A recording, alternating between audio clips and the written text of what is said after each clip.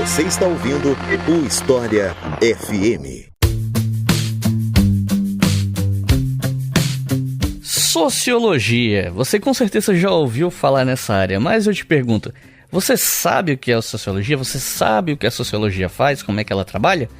Eu sou Iclis Rodrigues e hoje vamos falar sobre esse campo das ciências humanas, e para falar sobre isso eu convidei o professor Marcos Paulo Campos, a quem eu passo a palavra para se apresentar para vocês. Então, Marcos, seja muito bem-vindo, fique à vontade para se apresentar para o pessoal. Obrigado, Iclis, pelo convite, e a todos os ouvintes do História FM. Eu sou o professor Marcos Paulo Campos, fiz doutorado em Sociologia no Instituto de Estudos Sociais e Políticos da Universidade do Estado do Rio de Janeiro, ou seja, estudei no IESP-UERJ, e hoje sou professor na Universidade Estadual Vale do Acaraú, no Ceará. Então é isso, vamos conhecer um pouco mais a sociologia depois que eu falar para vocês da nossa campanha no Apoia-se.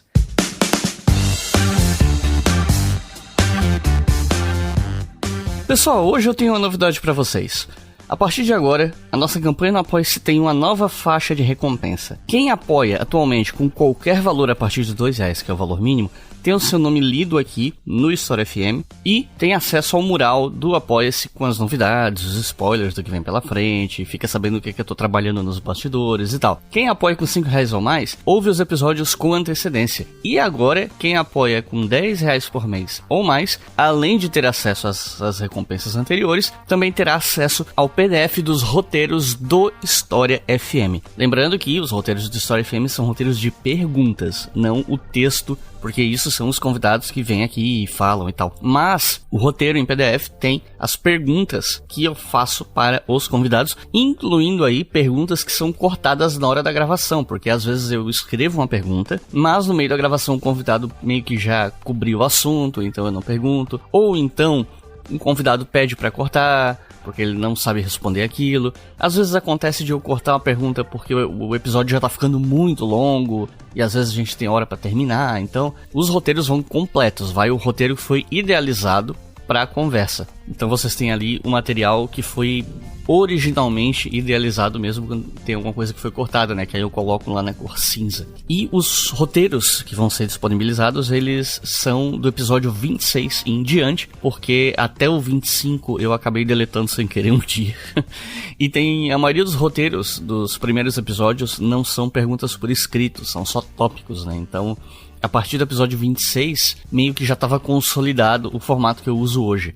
Então a galera que tem curiosidade, que quer ver como é que são os roteiros, né, vai ter acesso a partir dessa recompensa. Ou até mesmo professores que querem saber se um episódio que foi lançado toca em algum assunto específico que você quer passar em sala de aula. Se você quer ouvir o episódio para preparar a aula, mas antes quer saber se o episódio toca num tópico específico, com as perguntas você vai saber exatamente quais foram os assuntos que eu toquei, né? Então isso vai facilitar principalmente para professores e professoras que usam História FM para se atualizar, para preparar a aula ou para passar para os seus alunos. E se você ouviu tudo isso e pensou, pô, tá aí, eu quero apoiar esse projeto, você pode fazer isso como? Em apoia.se/obrigahistoria, com cartão ou boleto, com qualquer valor a partir de R$2 por mês. E os nossos novos apoiadores e apoiadoras são Lee Davidson, Kelson Oliveira, Rafael Rinsa, Marcelo Alencar, Lucas Andrade, Pedro Fonseca, Matheus Bittencourt, Matheus Conceição, Rodrigo Ferreira, Rodrigo Melo e Odir Espada. Muito obrigado, pessoal, são vocês que fazem esse programa existir. E se você que está ouvindo quer apoiar também, é só acessar apoia.se/obrigahistoria, ou se você quiser fazer um apoio único, pode fazer isso pela chave Pix leituraobrigahistoria@gmail.com.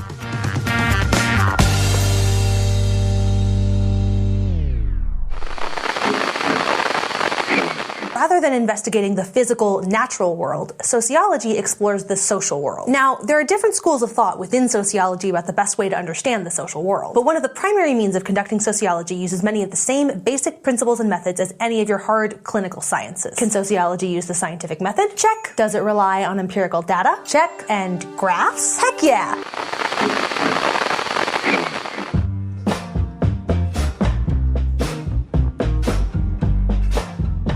Eu queria começar esse episódio perguntando sobre como a sociologia se estruturou como disciplina científica, né? E como os grandes acontecimentos do início do século XX vão impactar essas ciências que estudam o social, digamos assim? Iclis, a sociologia é produto e também uma produtora da modernidade e da contemporaneidade, né? Ela é uma disciplina científica que é filha das grandes transformações que formaram o mundo moderno. Então, a sociologia é filha da Revolução Francesa, da Revolução Industrial e do Iluminismo. Quando eu falo isso, eu tenho convicção de que não estou afirmando um consenso absoluto. Há discussões variadas sobre a influência, por exemplo, de outros fenômenos também desse contexto, desse grande contexto histórico de transformações, que podem também ter, digamos assim, a sua colaboração na formação da disciplina. Há autores que apontam o peso da Reforma Protestante, há autores que apontam o peso da Revolução Americana, a formação da República nos Estados Unidos. Mas quando eu falo dessas três transformações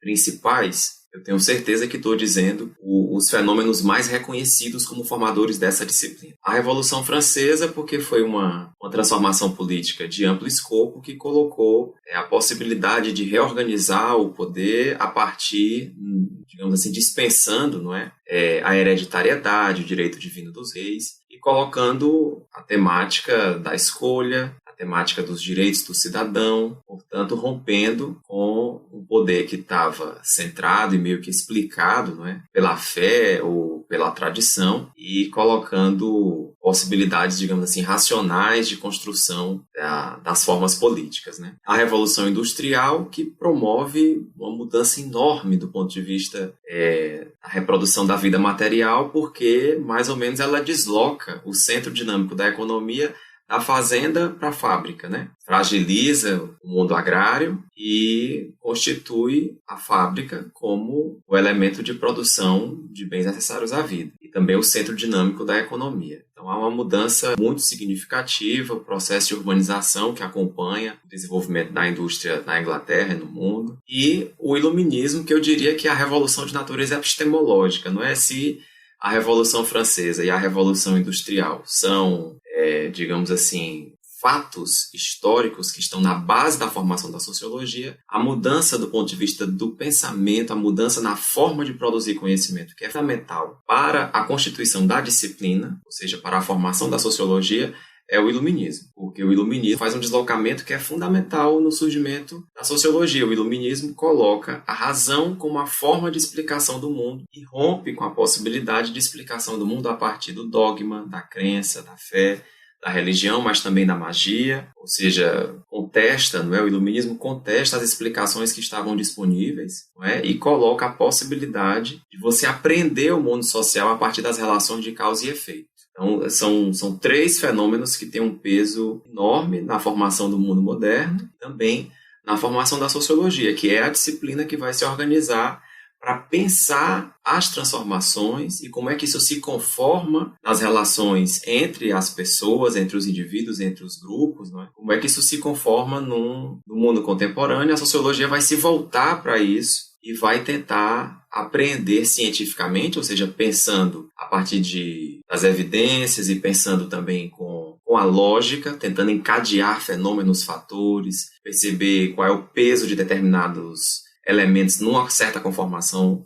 coletiva. Então, é a disciplina que vai, digamos assim, capturar o impulso do iluminismo diante do mundo formado pela Revolução Francesa e pela Revolução Industrial. Então, ela é uma filha desse processo e, ao mesmo tempo, como vários autores reconhecem, ela também é o caminho pelo qual a própria modernidade tomou consciência de si mesma. Porque a sociologia faz, nesse sentido, ela é parecida com a psicanálise, né? Se a psicanálise convida o indivíduo a ser consciente de si mesmo, a sociologia é uma espécie de convite para que as sociedades, por meio da interpretação racional das suas formações, possam ser mais conscientes sobre si mesmas. Então essa é a primeira coisa que eu posso te dizer sobre como a sociologia se formou e qual é a sua contribuição, digamos assim, imediata, tanto à formação do mundo moderno como é que ela alcança a contemporaneidade. E existe um certo consenso, eu diria, em torno de 3 autores que são vistos como se fossem uma espécie de tripé da sociologia, né? Como se fossem a base da sociologia como disciplina, que seriam o Émile Durkheim, o Max Weber e o Karl Marx. Cada um do seu jeito, eles contribuíram para a formação da disciplina no fim do século XIX e tal. Então eu acho que vale a pena fazer uma pergunta dedicada para cada um deles. Então eu queria pedir para a gente começar com Durkheim.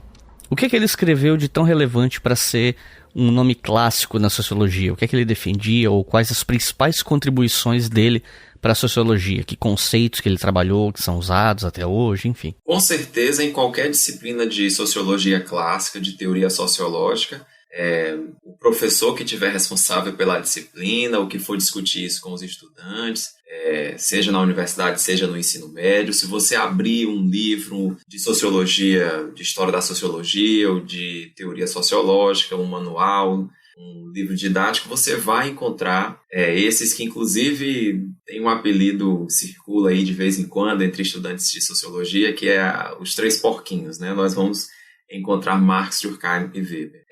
E esse consenso, né, em torno desses três nomes já acompanha a disciplina há algum tempo, né, principalmente no pós-guerra, embora seja importante dizer que no contexto contemporâneo, ou já há algum tempo, nós temos também alguns outros autores que, vez ou outra, podem estar no rol de autores clássicos, né? Há cursos que consideram, por exemplo, que George Simmel faz parte desse grupo. Você pode também encontrar disciplinas em que você vai ter Alexis de Tocqueville compondo esse grupo de sociólogos clássicos. Mas Durkheim, Marx e Weber estarão sempre presentes e a gente pode trabalhar tranquilamente, considerando que esses são os sociólogos clássicos. Antes de entrar em cada um deles, queria também dizer que, mais contemporaneamente, né, nós temos tido todo um processo de revisão a partir de estudos críticos. Por exemplo, a crítica feminista aponta e tem apresentado trabalhos, inclusive livros estão sendo publicados sobre isso, porque as feministas têm apontado a presença de várias mulheres na formação da sociologia que teriam sido invisibilizadas ao longo desse tempo e que agora estão, digamos assim, vindo à luz, né, sendo reencontradas, sendo reconhecidas como também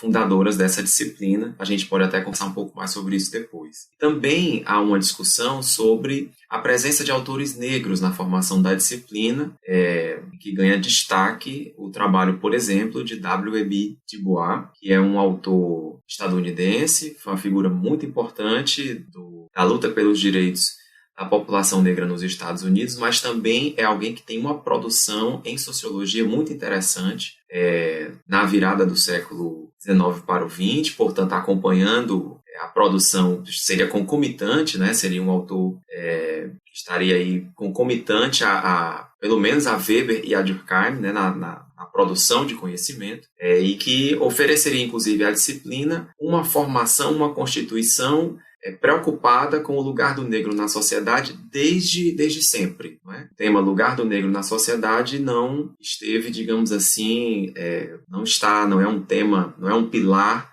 do pensamento nem de Marx, nem de Durkheim, nem de Weber, mas seria, se nós considerarmos Du Bois como um formador clássico da disciplina, esse tema poderia estar contemplado. Então, contemporaneamente, nós temos, inclusive, uma releitura do que seriam os clássicos, está preocupado mais basicamente com essa dupla presença, né? A presença das mulheres na formação da disciplina e também a presença de um autor negro na formação da disciplina, ou até de autores negros na formação da disciplina, de autoras negras na formação da disciplina. Trabalhando a partir desse consenso bastante aceito, não é? Em que os autores clássicos são Marx, Durkheim e Weber, e começando por Durkheim, nós podemos reconhecer tranquilamente que Durkheim é o formulador da sociologia na França, no contexto, inclusive, em que o campo intelectual francês tinha todo um peso, não é, na difusão de conhecimento para o mundo, não é, continua sendo um campo intelectual relevante até os dias atuais, naquele momento era bastante relevante, e Durkheim, com uma formação em filosofia, com preocupações também de natureza pedagógica, Durkheim vai constituir a sociologia como uma disciplina com um objeto próprio. Então, digamos que o Durkheim foi responsável por fazer uma primeira ruptura para que a disciplina existisse. Naquele contexto, havia uma perspectiva de que o método científico ele era único e as ciências se diferenciavam pelos seus objetos particulares. E o Durkheim justamente fez esse investimento. Ele investiu na constituição de um objeto próprio da sociologia, reconhecendo que ela poderia ser também uma disciplina que produziria as suas explicações a partir do método científico, entendido como único naquele momento. Então, o Durkheim vai dizer, o nosso método é o método científico, portanto, nós temos proximidade em absoluto com as ciências biológicas, com a biologia, com a física, com a medicina, mas nós temos um objeto próprio.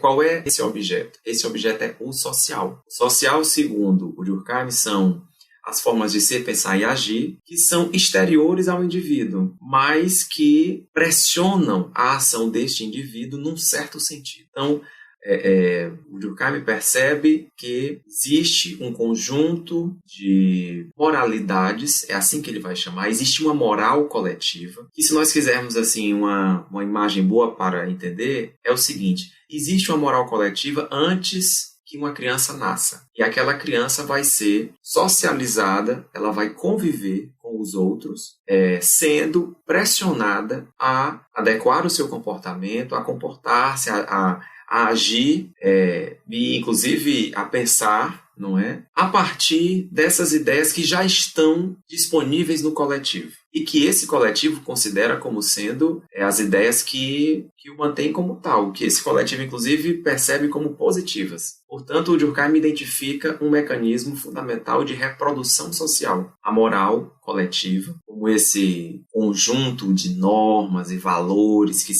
não existem em um indivíduo isolado, são normas e valores que estão presentes no grupo, no coletivo, não é? Como o Durkheim diz, estão presentes, inclusive, na consciência coletiva, né?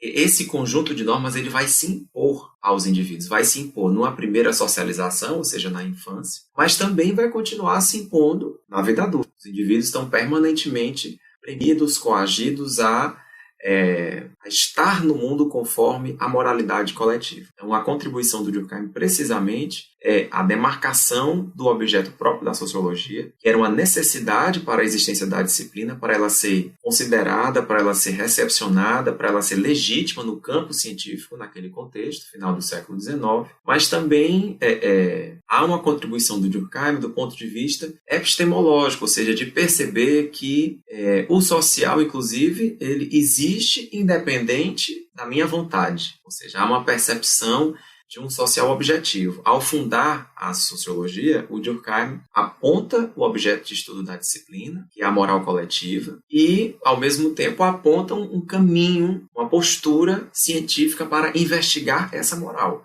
O elemento fundamental para o Durkheim, ele usa até uma frase que é muito conhecida e que a gente precisa sempre discutir bastante o que ela quer dizer. É preciso tratar, segundo o Durkheim, os fatos sociais como coisas. Quando ele diz coisa, ele não está dizendo como coisa qualquer, como uma cadeira, tratar as pessoas, os coletivos, os grupos, os indivíduos, as associações, as famílias, as igrejas, os partidos, as instituições, os times de futebol, como se fossem coisas iguais a uma cadeira, a uma garrafa de água. Não é isso. Ele está dizendo que são coisas porque tem uma existência, tem uma materialidade. E se você quiser perceber a força das normas sociais, basta que você se volte contra elas. Portanto, o Durkheim aponta que esses elementos, essas normas, esses valores exteriores ao indivíduo que o pressionam, têm uma força para lhe coagir. Inclusive, é justamente por ter força de coação que esses elementos continuam, que eles permanecem, que eles perduram. Né? Então, a sociologia de Durkheim é uma sociologia,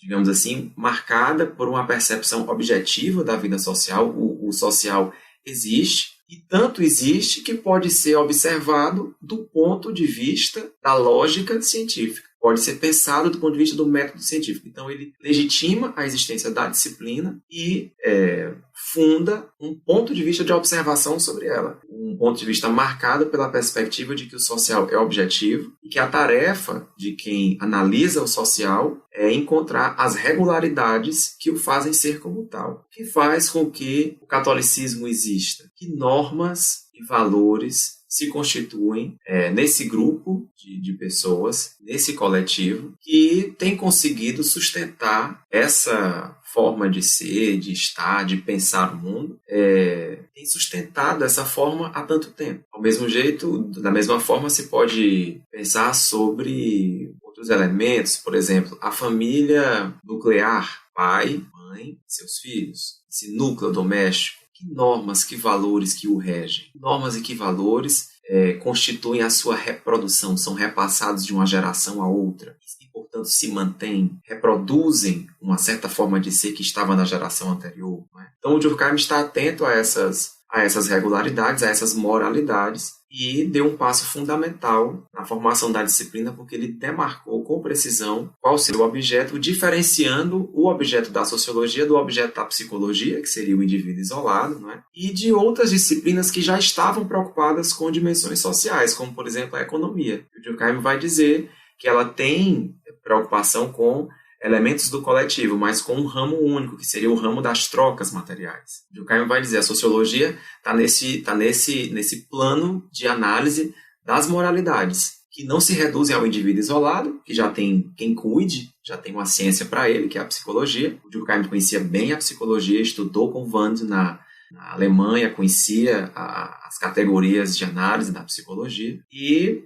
também a sociologia não se confundirá com uma disciplina que pensa dentro das questões coletivas, pensa apenas a reprodução, as trocas materiais. Né? O Durkheim vai, portanto, pensar a sociologia como essa ciência do estudo da moral coletiva, e digamos que ele foi bem sucedido no seu empreendimento, porque ele de fato conseguiu firmar a disciplina no campo acadêmico francês, e isso teve uma repercussão para além da França. E a questão do fato social é muito importante porque ajuda a gente a compreender, por exemplo, por que a gente vive sob o capitalismo e eu posso ser anticapitalista ou algo assim, mas eu ainda estou tendo um consumo que é capitalista. É porque o capitalismo, ele exerce uma força coercitiva sobre a minha vida. Eu não posso viver, olha, não quero viver sob o capitalismo e de repente não estarei. Não é assim, ele é um fato social. Ele também é externo a mim, ele independe de mim e ele é geral. Ele está no mundo inteiro, ele é uma característica central da sociedade.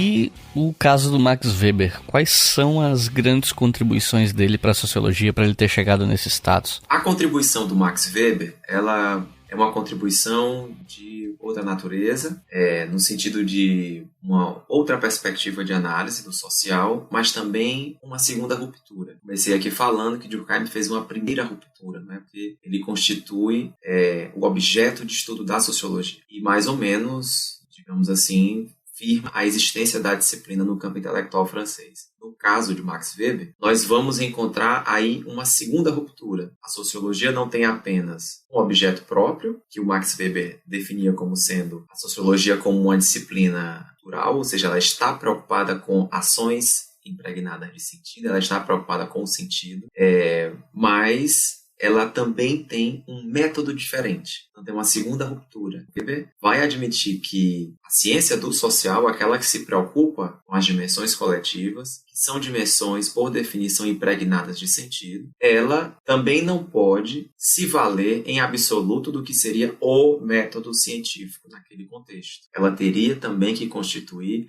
a sua própria forma de produção de conhecimento, a sua própria lógica analítica, porque o tipo de fenômeno ao qual ela se dedica, ele tem uma diferença qualitativa em relação aos fenômenos da biologia, por exemplo. Ele tem uma diferença qualitativa em relação aos fenômenos que estavam disponíveis a outras disciplinas, porque no caso da sociologia, ela está diante de fenômenos impregnados de sentido, que inclusive não estão exclusivamente naquilo que é observado, também estão em quem observa. O analista da sociologia, o sociólogo, ele não analisa coisas que sejam em absoluto estranhas para ele, né? Ele analisa processos em que os sentidos, a produção de sentido está presente, né? Ele analisa, digamos assim, coisas culturais, né? E nesse processo, os sentidos que ele mesmo produz também e que o atravessam também estão presentes. Portanto, a sociologia, a ciência humana, muitas vezes esse é o termo que o Weber usa, ela necessitaria não só ter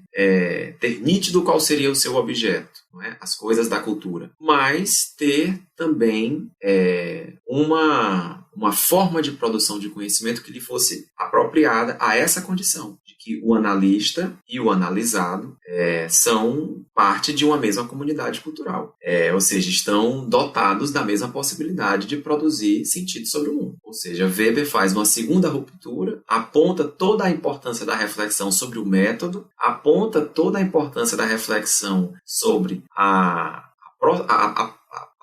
proximidade entre sujeito que analisa e, digamos assim, as relações que estão sendo analisadas, e ele também, ao mesmo tempo, constitui um ponto de vista de observação, aí, digamos assim, uma posição epistemológica, que é a posição interpretativa, compreensiva. A sociologia do Weber é muitas vezes chamada de sociologia compreensiva, porque ele vai estabelecer como tarefa da disciplina a compreensão dos sentidos que os indivíduos e que os grupos colocam nas suas ações. Então, o Weber vai construir a possibilidade da sociologia, vai pensar essa disciplina, vai pensar a ciência do social como uma ciência das coisas culturais, como uma ciência de processos são impregnados de sentido, cujo deciframento só pode ser entender os sentidos que os indivíduos e os grupos colocam nas suas ações. Então, o Weber vai ter uma postura analítica bastante distinta de Durkheim, né? Se Durkheim falava, digamos assim, do distanciamento entre o analista e aquilo que ele está analisando, do isolamento dos elementos individuais, não é? O Durkheim trabalhava muito preocupado nas regularidades, naquilo que alcança o todo, na moral coletiva, recorria muito à estatística, e colocava, inclusive, como passo primeiro de uma pesquisa em sociologia, a retirada dos elementos individuais, puramente individuais, não é? Como se quisesse proteger a sociologia daquilo que é estritamente individual. Weber vai por um outro caminho, vai por um caminho de uma sociologia da compreensão dos sentidos que os indivíduos colocam nas suas ações, porque esse processo de formação de sentido, mesmo em nível individual, ele não é feito a esmo. O indivíduo, quando ele produz sentido sobre o mundo, digamos assim, ele o faz tendo o outro como referência. Portanto, a produção de sentido em nível individual, o sentido que o indivíduo coloca na sua ação, tem os outros como referência. A ação individual ela não está solta no contexto social. Ela está muito, muito referenciada na ação do outro ou dos outros. Seja o outro imediato, digamos assim, um filho em relação a seus pais, ou um deputado diante do parlamento, enfim, seja um outro de natureza de representação, de natureza simbólica, como você pode encontrar alguém que passa diante da igreja de Nossa Senhora das Graças e faz o sinal da cruz, mesmo que ninguém esteja dizendo, você tem que fazer o sinal da cruz. Aquela ação, ela está referida, ela tem um sentido e ela está referida a um outro que pode ser o coletivo católicos, não é? O coletivo catolicismo, o coletivo igreja, não é? Então, a formação de uma postura, de uma sociologia compreensiva em Weber, ela constitui uma segunda ruptura muito importante para a disciplina, porque aponta uma complexidade em torno do processo de produção de conhecimento, né? Inclusive de inovações no campo da metodologia, de como fazer a própria pesquisa, não é? Você encontra nos trabalhos de Durkheim um excelente indicativo de como tratar e perceber regularidades a partir de estatísticas. Durkheim, inclusive, se dedica a estudos arriscados, como, por exemplo, estudar a dimensão social do suicídio, e, digamos assim, que o fez muito bem para seu tempo. Em Weber, nós encontramos outro caminho metodológico, também rico, também interessante, que, por exemplo, quando se volta para a formação do espírito contemporâneo do capitalismo, do espírito do capitalismo moderno, digamos assim, mais precisamente, vai identificar uma afinidade eletiva, ou seja, uma afinidade dos seus elementos internos entre este espírito do capitalismo e a própria reforma protestante ou setores da reforma protestante alemã. Quando o Weber vai, digamos assim, colocar sua sociologia compreensiva em ação, ele observa as diferentes seitas que se constituem a partir da Reforma Protestante e vai identificar, inclusive em boa parte, e em algumas delas mais precisamente, elementos que se afinavam com a formação do sistema capitalista. E vai perceber, inclusive tomando por referência discursos de uma única pessoa, como um discurso que condensa um conjunto de sentidos, não é? Que vão depois ser partilhados por essas coletividades, né, por essas seitas,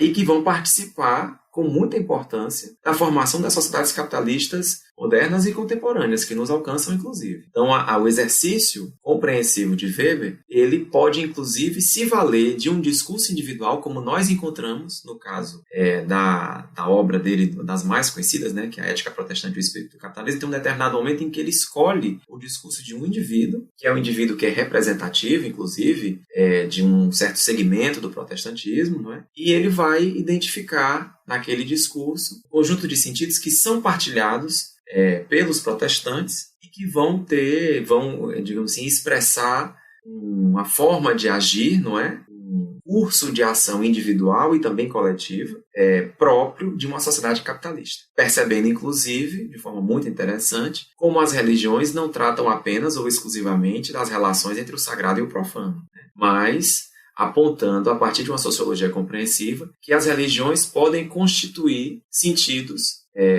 para a ação individual que tenham, inclusive, impactos econômicos, que tenham, inclusive, impactos na constituição, na conformação de uma transformação econômica do mundo que resulta nas sociedades capitalistas que, inclusive, nos alcançam. Então, a contribuição do Weber, inclusive por ele ter formação distinta, seja biografia familiar, seja a própria formação universitária, né? O Weber tinha formação em direito, era filho de mãe protestante, se não me engano, ou seja, tinha uma formação diferente de Durkheim, digamos assim, estava mais embebido, não é? Em outras circunstâncias que não eram exatamente as do Weber, e tinha formação em filosofia, embora a filosofia tivesse também uma presença em toda a formação de qualquer intelectual naquele texto, seja na França, seja na Alemanha. O Weber vai apontar um caminho muito interessante para a disciplina, e que, já adiantando um pouco do que a gente vai conversar um pouco mais à frente, o Weber, inclusive, meio que estabelece um paradigma que vai ganhar, diria, até a disciplina de uma forma meio que geral, não é? A hermenêutica, a compreensão, a busca pelo sentido, ela assumiu uma relevância muito grande na sociologia e, já adiantando também um pouco mais, depois da queda do Muro de Berlim, ela pode até ser chamada de uma postura meio que hegemônica, assim, a sociologia compreensiva tem um peso muito grande e participa de qualquer debate da sociologia contemporânea. A contribuição do Weber como posicionamento metodológico, como constituição da sociologia como disciplina preocupada com o sentido da ação social, seja individual, seja coletivo, se esse sentido é um sentido que se baseia na tradição, se ele se baseia no afeto, na emoção, se ele tem por base uma razão voltada a valores, ou se ele tem por base uma razão preocupada na obtenção de certos fins, é uma contribuição muito significativa, e eu acho que faz com que esse autor não deixe de figurar entre aqueles que são chamados de clássicos da disciplina. De fato, ofereceu, ali naquele contexto, no final do século XIX e início do século XX, ele ofereceu um conjunto, uma produção de conhecimento bastante significativa, que ajudou a disciplina a dar passos no desvendamento do mundo, que é a tarefa dela. Para o Weber, aquele fator central, aquele conceito que ele estuda realmente seria o de ação humana. E a ação humana não é um comportamento qualquer. É como que você realmente molda a realidade ao seu redor.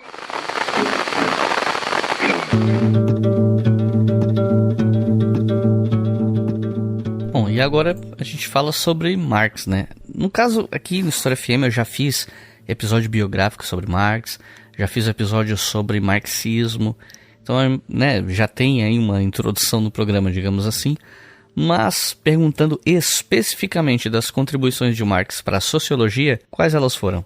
A pergunta é das mais interessantes, das mais perigosas, né? Porque o Marx efetivamente se nomeava como um crítico da economia política. Do ponto de vista histórico, se alguém quiser fazer o quadrinho aí das datas de nascimento, como se sabe, Marx é anterior a Durkheim e Weber. Weber, inclusive, tem um diálogo aberto com Marx, né? A própria construção da obra A Ética Protestante e o Espírito do Capitalismo é um diálogo com Marx. Não é? Se você pegar o conceito de classe em Weber, estrito sensu, ele tem muita semelhança com Marx, ele até nem discordaria tanto. Ele insere algumas outras dimensões, como grupo de status, enfim. Weber não dispensou também a economia do seu pensamento, não é? Por exemplo, dedicou-se muito a pensar a ética econômica das religiões e deu uma contribuição fundamental para compreender a relação entre religião e economia, entre protestantismo e capitalismo, tema que a ele é caro, e que também esteve no pensamento de Karl Marx. Não é? Nós temos a questão judaica, nós temos a ideologia alemã, nós temos vários textos de Marx em que o tema da religião aparece, sempre na sua relação com as demais dimensões do mundo. Não é? Então, quando a gente insere o Marx como um sociólogo clássico e o mantém assim, não é? Embora tenha ocorrido já situações, textos, algumas posições que até advogariam por uma retirada de Karl Marx desse grupo, não é? Dizendo que sociologia mesmo fizeram Durkheim com a postura, alguns chamam funcionalista, outros estrutural, outros coletivista, enfim, mas com foco na permanência, na reprodução social, e Weber seria, digamos assim, a contraface, seria a outra possibilidade, que seria voltar-se ao indivíduo, ao sentido da ação, e, portanto, fazer um trabalho de compreensão das ações sociais. Há quem defenda essa possibilidade, você pensar uma teoria sociológica clássica só com Durkheim e Weber, mas essa possibilidade não alcançou o conjunto da disciplina, não é? Nós continuamos apresentando Karl Marx como sendo um teórico fundamental da sociologia clássica, embora devamos sempre dizer que ele se apresentava e dedicou a maior parte da sua vida a fazer aquilo que ele dizia ser a crítica da economia política. E ele, efetivamente, era um filósofo de formação, não é? Com, inclusive, tese de formação, analisando autores da filosofia. Agora, não há como fugir da perspectiva segundo a qual o Marx tem, na crítica à economia política, uma sociologia, ou seja, ele tem um estudo sobre o social. Não é? Por quê? Porque a postura intelectual nos textos, nos mais variados textos de Marx, a postura intelectual dele implica que compreender o processo econômico é compreender o processo de formação da sociedade capitalista, digamos, o tema que ele se dedicou mais, né? O tema a qual ele mais gastou tinta, né? Ao qual ele mais dedicou seu tempo foi entender a estruturação e funcionamento da sociedade capitalista. Para tanto, a economia, embora Marx reconheça o seu caráter central, até determinante, se alguém quiser esse termo, inegavelmente é uma sociologia, é o estudo da formação da sociedade. E o Marx, inclusive, oferece conceitos centrais que a sociologia guarda até hoje, mas também lógicas de análise. Isso é que é importante. Primeiro, porque o Marx apresenta uma pontuação particular sobre o que seria agir em sociedade. Né? Aí você vai encontrar nos textos políticos, nos textos econômicos, como quiserem fazer as diferenciações possíveis da obra tão vasta desse autor, né? Você vai encontrar a perspectiva de que o indivíduo age em sociedade, mas a sua ação ela não está livre de constrangimento. A ação do indivíduo no mundo ela é, digamos assim, marcada pelo lugar que esse indivíduo ocupa na produção da vida material. Portanto, ela é uma ação que está diretamente ligada ao seu lugar social, ao grupo, ao coletivo ao qual ele faz parte. E esse coletivo em Marx tem um nome, é a classe social. Então, quando ele vai formular a sua crítica da economia política, ele, ao mesmo tempo, vai construindo conceitos e uma forma de analisar a sociedade. Porque, inclusive, o Marx não trabalha, e até aproveitando um pouco aí dos termos do Bourdieu, né, uma economia econômica, digamos assim, né? Uma ideia econômica fechada em si mesma, né? Muito pelo contrário, o Marx tem a perspectiva da historicidade, ou seja, as coisas como são aqui neste presente, elas têm uma anterioridade, ou seja, existe tempo, existe antes no hoje, existe um tempo passado que está diante de mim, que está disponível no mundo que eu estou observando, né? Portanto, esse tempo precisa também contar, ele precisa ser analisado para compreender esse momento presente. Então, a postura intelectual de Marx exige que se considere a historicidade, exige que se considere os conflitos constituintes dessa mesma historicidade. E esses conflitos não se explicam, digamos assim, pela ação exclusiva de uma ou outra pessoa. Esses conflitos se explicam pela disputa que determinados segmentos fundamentais daquela conformação social estão travando. Mesmo que esse conflito não esteja totalmente em aberto, ele estará presente. Então, cabe ao analista, não é, perceber essa complexidade e, assim, na análise das formações sociais concretas, o que vai importar a partir dessa postura de Marx é que nós observemos a historicidade, nós fiquemos atentos, não é, aos conflitos que estão constituindo essa historicidade, que tem em Marx um conceito particular, luta de classes. Portanto, a formação de uma sociologia a partir de Marx talvez seja o termo mais honesto. A sociologia a partir de Marx, ela não pode dispensar a historicidade e não pode dispensar o conflito. E não pode dispensar a perspectiva de que, para compreender uma sociedade, você tem que entender especificamente a formação das classes sociais. Se em Durkheim você tinha, com centralidade o conceito de moral coletiva, né? Se em Weber é central o conceito de sentido social, sentido da ação, em Marx é fundamental que estejamos atentos à classe social, porque ela é, digamos assim, o elemento com o qual eu investigo tanto. Ela é um elemento que me permite compreender seja a ação em nível individual, seja a ação em nível coletivo. E quando eu, digamos assim, penso esse conceito dentro do esquema conceitual, do esquema teórico, melhor dizendo, né, que o Marx apresenta, esse conceito ganha sentido quando ele é pensado com sua historicidade e com as lutas que lhe são constituintes. Portanto, observar uma sociedade é observar a formação de suas classes sociais e observar os conflitos internos a ela é perceber como as classes sociais se posicionam em cada conflito particular. Esse exercício, não é, que é a mobilização do método de Marx, não é, já qualificado muitas vezes como materialismo histórico, materialismo dialético, não mesmo que uns gostem mais de uma formulação ou outra, não quero ter que decidir isso aqui agora, mas o fundamental é dizer o seguinte: a sociologia a partir de Marx é uma sociologia atenta a classes sociais, à historicidade, às lutas de classe, e é uma sociologia que, assim como a sociologia durkheimiana, está atenta à ideia e reconhece que a sociedade existe independente da vontade individual. O conflito de classe está instalado independente do meu desejo, do desejo de qualquer analista, de que ele exista ou não. E pode-se dizer que o conflito de classe alcança qualquer indivíduo de uma sociedade de classe, quer ele queira, quer não queira. Agora, também é importante dizer que, diferentemente, digamos assim, de Durkheim, na formulação de Karl Marx há muito mais história, há muito mais a presença muito mais do desenrolar das questões no tempo, tal como existe em Weber. Eu estou fazendo essa pontuação porque, como eles são apresentados muitas vezes em conjunto, é importante perceber os diálogos entre esses diferentes autores.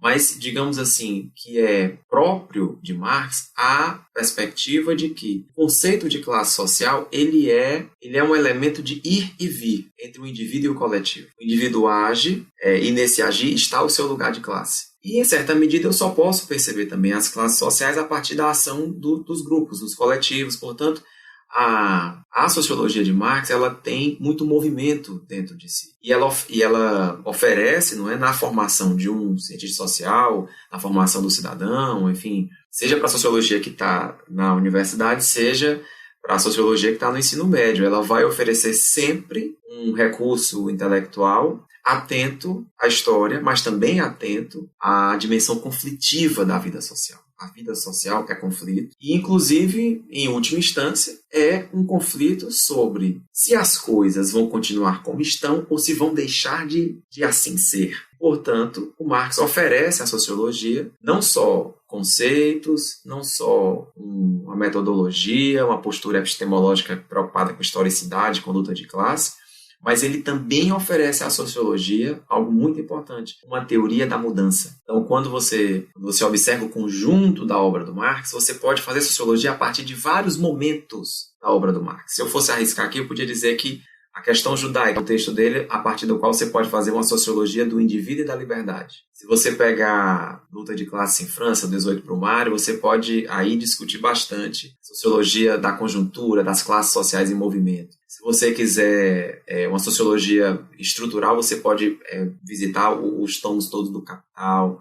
E se você quiser, por exemplo, uma sociologia da mudança, não é? Entendendo aí na perspectiva bem diferente de Durkheim, né? Ao invés de ter foco naquilo que faz a sociedade se manter como é, entender como é que ela deixa de ser o que ela era, não é? Você pode, por exemplo, visitar o Manifesto do Partido Comunista. Então, há a possibilidade de sociologias a partir de Marx muito interessantes e que não estão, digamos assim, disponíveis na formulação dos outros autores. Seria uma formulação efetivamente autêntica, autoral, né? E do qual a disciplina não pode abrir mão, porque nós continuamos a ter conflitos, estrutura de classe, estratificação, não é? Disputa em torno dos ganhos da sociedade, historicidade, mudança, disputas políticas intensas, não é?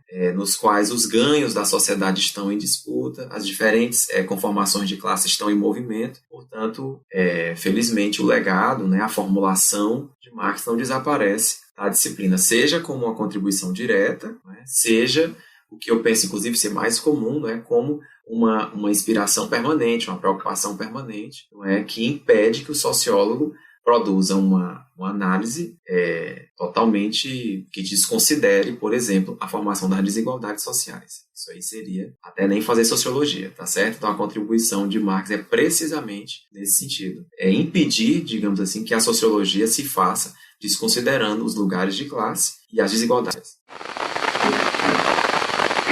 O Marx trouxe um método muito importante para a gente compreender a realidade. O Marx é da teoria do conflito na sociologia e ele traz um método que é o materialismo histórico dialético. O dialético vem do que ele pega do Hegel. Marx chegou a ser um jovem hegeliano, ele pensava o idealismo, depois ele rompe com o idealismo, mas ele mantém a visão dialética da sociedade, vendo que a história se desenvolve a partir de várias contradições que vão se desenrolando. E o materialismo é esse movimento que é contrário ao idealismo. Quer dizer que o Marx estava preocupado com as condições materiais da sociedade, e não aquilo que a gente almejaria alcançar.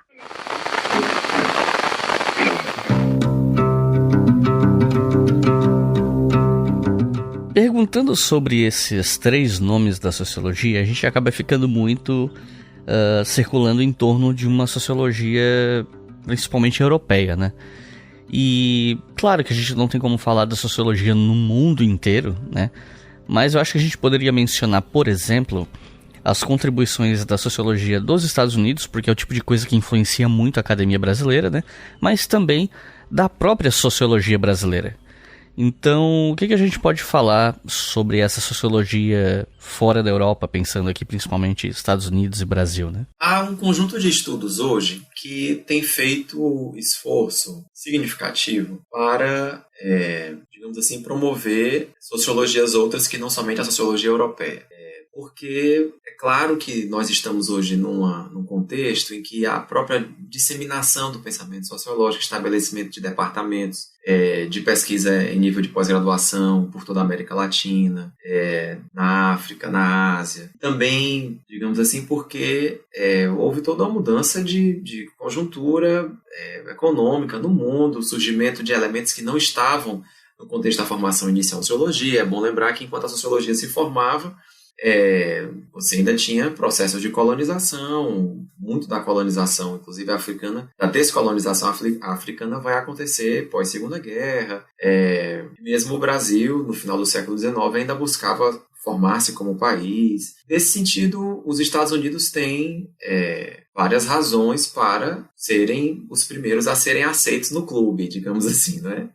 Porque formaram sua república mais cedo, constituíram uma economia fortíssima, que passou a ser a primeira do mundo, e constituíram ao mesmo tempo, nesse contexto aí, também um parque universitário significativo. Eu não vou entrar aqui nos detalhes, né? Mas o fato é que a formação da sociologia nos Estados Unidos, ela tem caminhos particulares, né? Preocupações particulares, e ela também sofre revisões contemporâneas, não é? Como eu falei no início, por exemplo, há todo um esforço hoje de reposicionar, por exemplo, a produção de autores negros, por exemplo, do W.E.B. Du Bois. Mas, se a gente for tratar estrito sensu, né, a sociologia dos Estados Unidos, ela tem alguns lugares fundamentais, não é? A Escola de Chicago, que é bastante relevante, não é? Porque a Escola de Chicago, ela meio que promove o nascimento da disciplina junto com a pesquisa de campo, então ela tem toda uma influência quando, inclusive, a ideia de que a sociologia é uma disciplina que não pode abrir mão da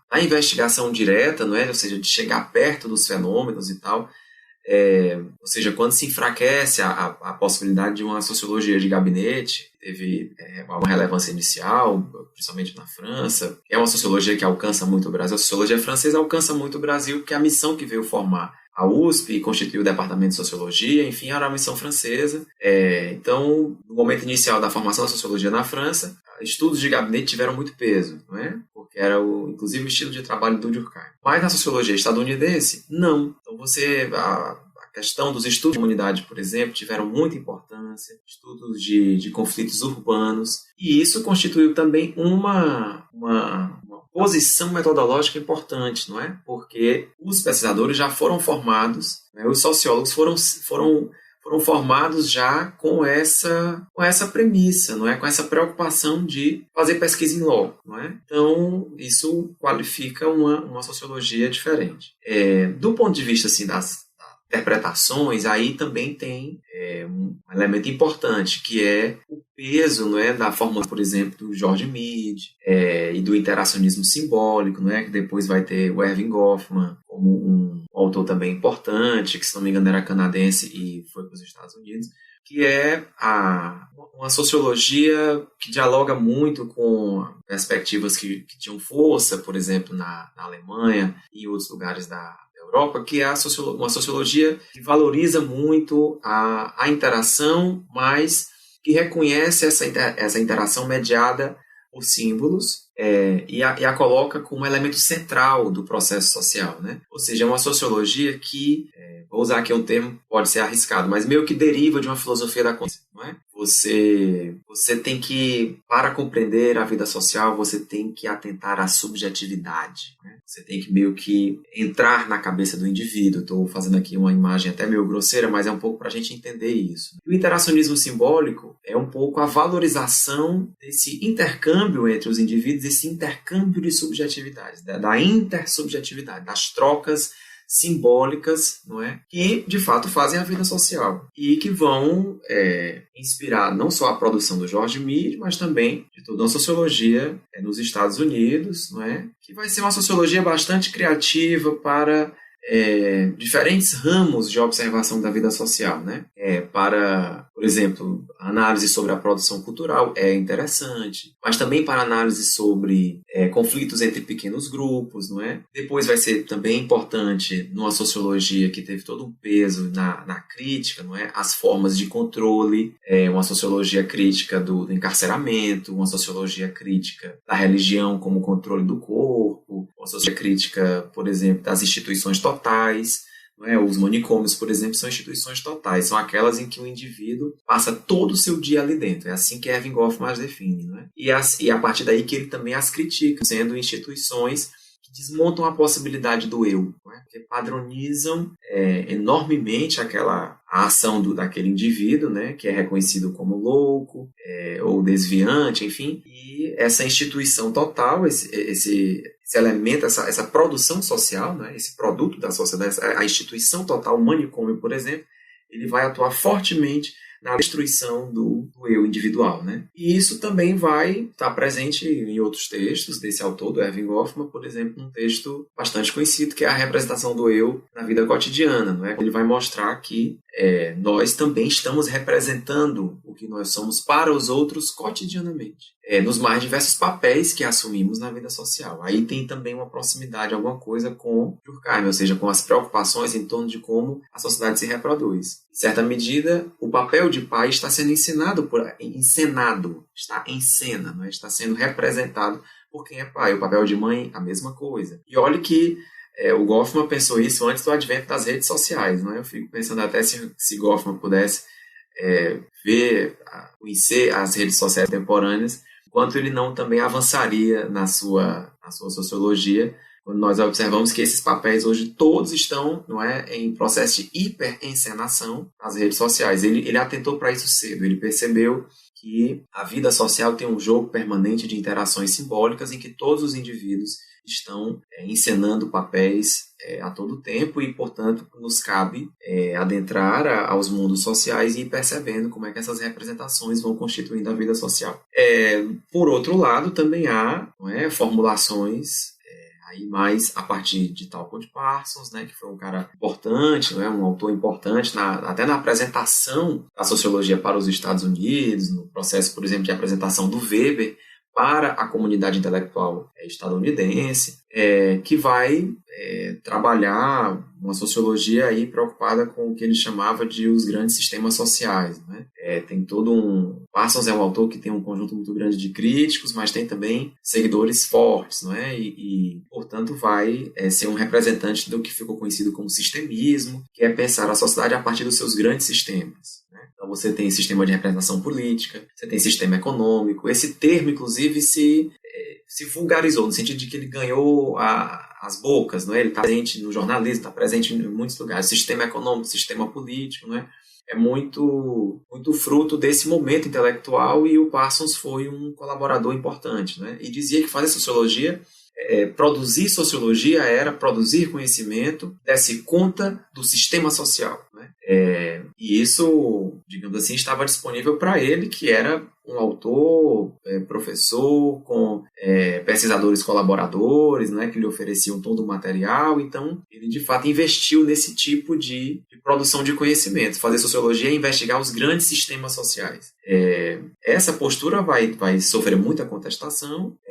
Ele fala que os sistemas são sistemas que concorrem para a equilibração, ou seja, ele também é um autor com preocupações em relação à reprodução da vida social, não é aquilo que faz com que a sociedade se mantenha como está, não é? Mas ele também foi criticado por ter dentro do seu pensamento o que seria uma dimensão criadora, ou seja, uma sociologia preocupada com sistemas, com o equilíbrio dos sistemas, e muitas vezes esse equilíbrio está feito em cima de conflitos que estão sendo meio que sufocados, digamos assim, não é? É bom lembrar que essa crítica se faz quando os pesquisadores observam a sociedade americana, eleições regulares, bem-estar urbano e, ao mesmo tempo, segregação racial, enfim. Então, a discussão de um sistema urbano estável e equilibrado, contexto de cidades que separam por cor da pele quem pode sentar, quem não pode sentar em um determinado banco do sistema de transporte público, né? No assento de um ônibus do transporte público haver uma separação entre brancos e negros, no contexto de uma cidade que já tem uma infraestrutura, um sistema urbano de transporte equilibrado, digamos assim. Então, a observação de coisas desse tipo esteve na base de muitas críticas a Talcott Parsons e acabou, digamos assim, tendo respostas intelectuais, como, por exemplo, o de Charles White Mills, né? Que vai dizer que a sociologia pode ser feita pela observação do encontro entre a biografia e a história, não é? Ou seja, não era só observar o grande sistema social. E que a sociologia pode ser feita do ponto de vista também do artesanato intelectual, ou seja, que ela pode ser construída, não é?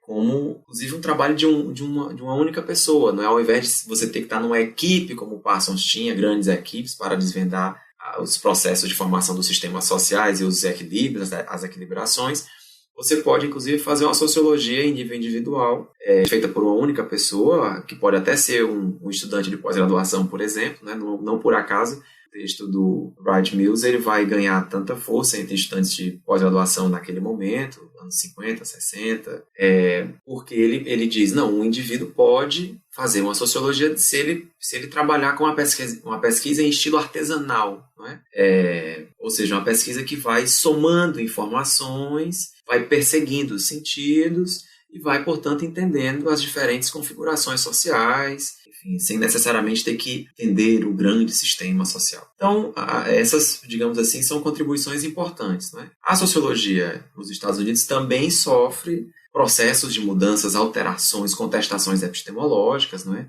Aí, desde a produção de pessoas não estadunidenses que vão para as universidades dos Estados Unidos, não é? Aí, por exemplo, pode ser bastante representativo o trabalho da Gayatri Spivak, quando ela escreve um texto que acho que está bastante conhecido, né? Pode o Subalterno Falar, em que ela vai contestando as possibilidades de que a experiência social de fora dos grandes centros do capitalismo inspire a formulação da teoria, né? E também as formulações que nasceram internamente aos Estados Unidos, né? Como, por exemplo, o trabalho da Angela Davis, que vai discutir as relações entre a condição de mulher, a condição de trabalhador, trabalhadora e a condição negra, não é? Mais recentemente, Patricia Hill Collins, não é? Com o trabalho em torno da interseccionalidade, que ela propõe como um conceito para a sociologia, não é? Que é a perspectiva de que diferentes posições do sujeito interferem na constituição de lugares de subalternidade, não é? Ou seja, se você é branco, homossexual e periférico, a sua experiência de subalternidade, ou seja, a vivência da desigualdade, ela será de uma forma. Se você é negro, homossexual e periférico, essa experiência ela terá ela se dará de uma outra forma, não é? Podendo inclusive ter determinados conteúdos piorados, não é? Então, digamos assim que a sociologia nos Estados Unidos enfrenta contemporaneamente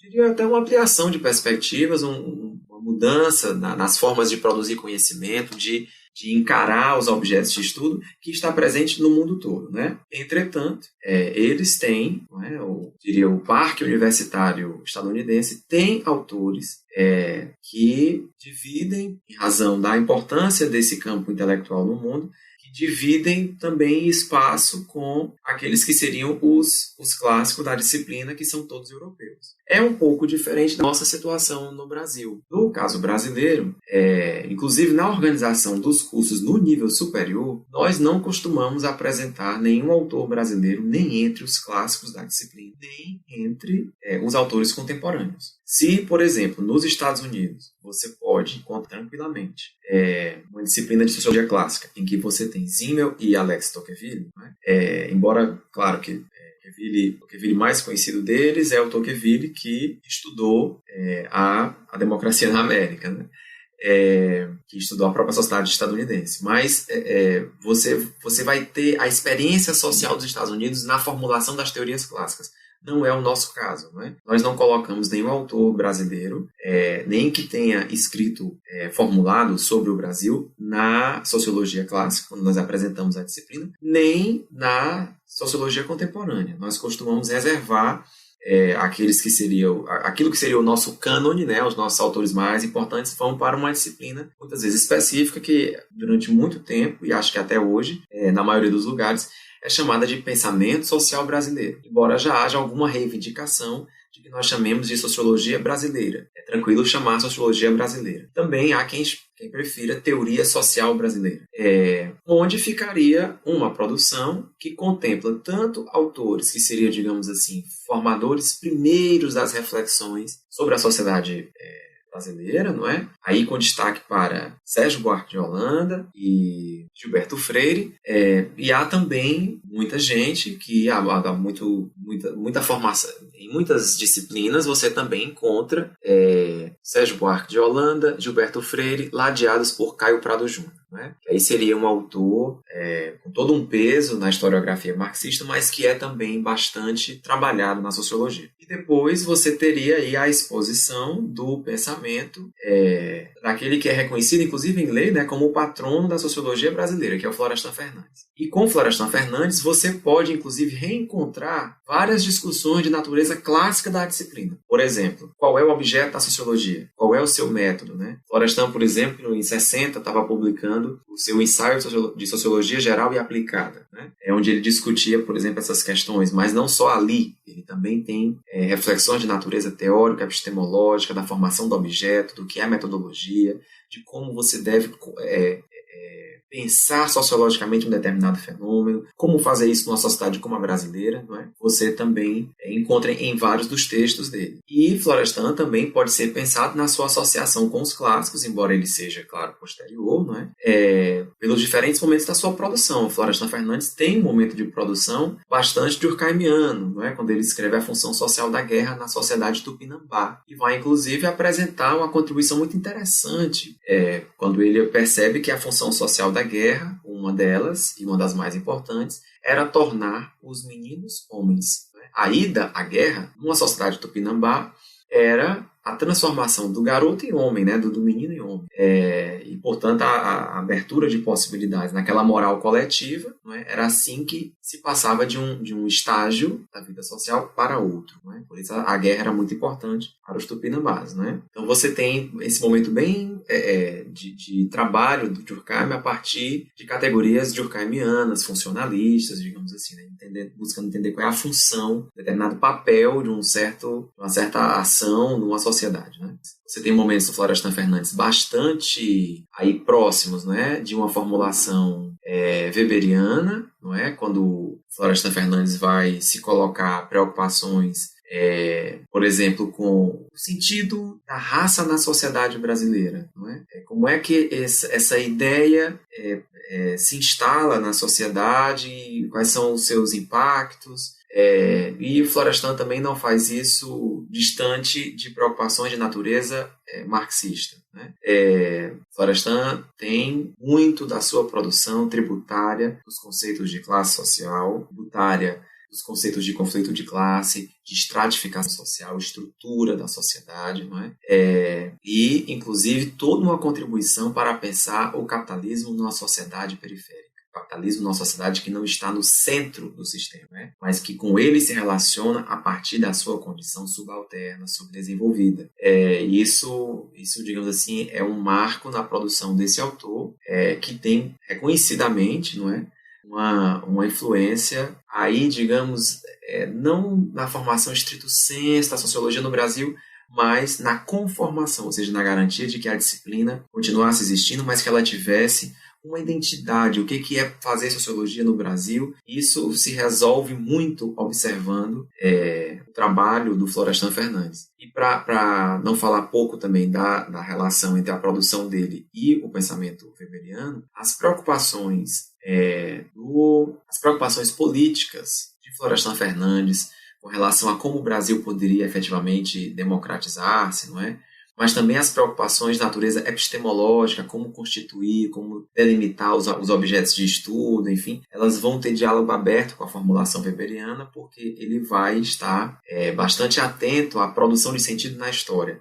Nesse sentido, Florestan também conecta-se com a produção típica da sociologia do pós-guerra, seja na França, seja na Inglaterra, seja na Alemanha. O Florestan Fernandes é um autor também que faz as suas sínteses. Não é? E a sociologia do pós-Segunda Guerra, principalmente, é uma disciplina que vai ter todo um esforço de síntese, ou seja, de articulação das posturas dos seus autores primeiros, na busca de uma superação e de uma atualização das possibilidades de entendimento do que é o social. Então, o Florestan Fernandes ele tem essas conexões com os clássicos, mas ele também participa do momento contemporâneo e ele oferta também uma contribuição à formação da sociologia brasileira com uma relativa especificidade, não é? Com preocupações engajadas na realidade brasileira.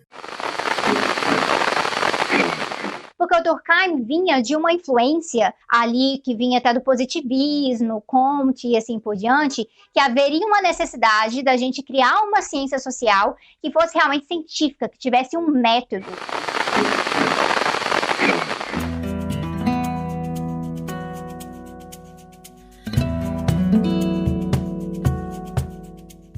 Bom, quem conhece o meu trabalho vai ouvir essa pergunta e achar que, lá o Iclis querendo enfiar a Segunda Guerra Mundial no episódio porque ele gosta do tema. Mas assim, eu queria perguntar sobre o impacto do pós-guerra, do pós-Segunda Guerra Mundial na sociologia, porque quem é leigo não sabe, mas esse imediato pós-guerra teve um impacto muito grande nas ciências humanas, né?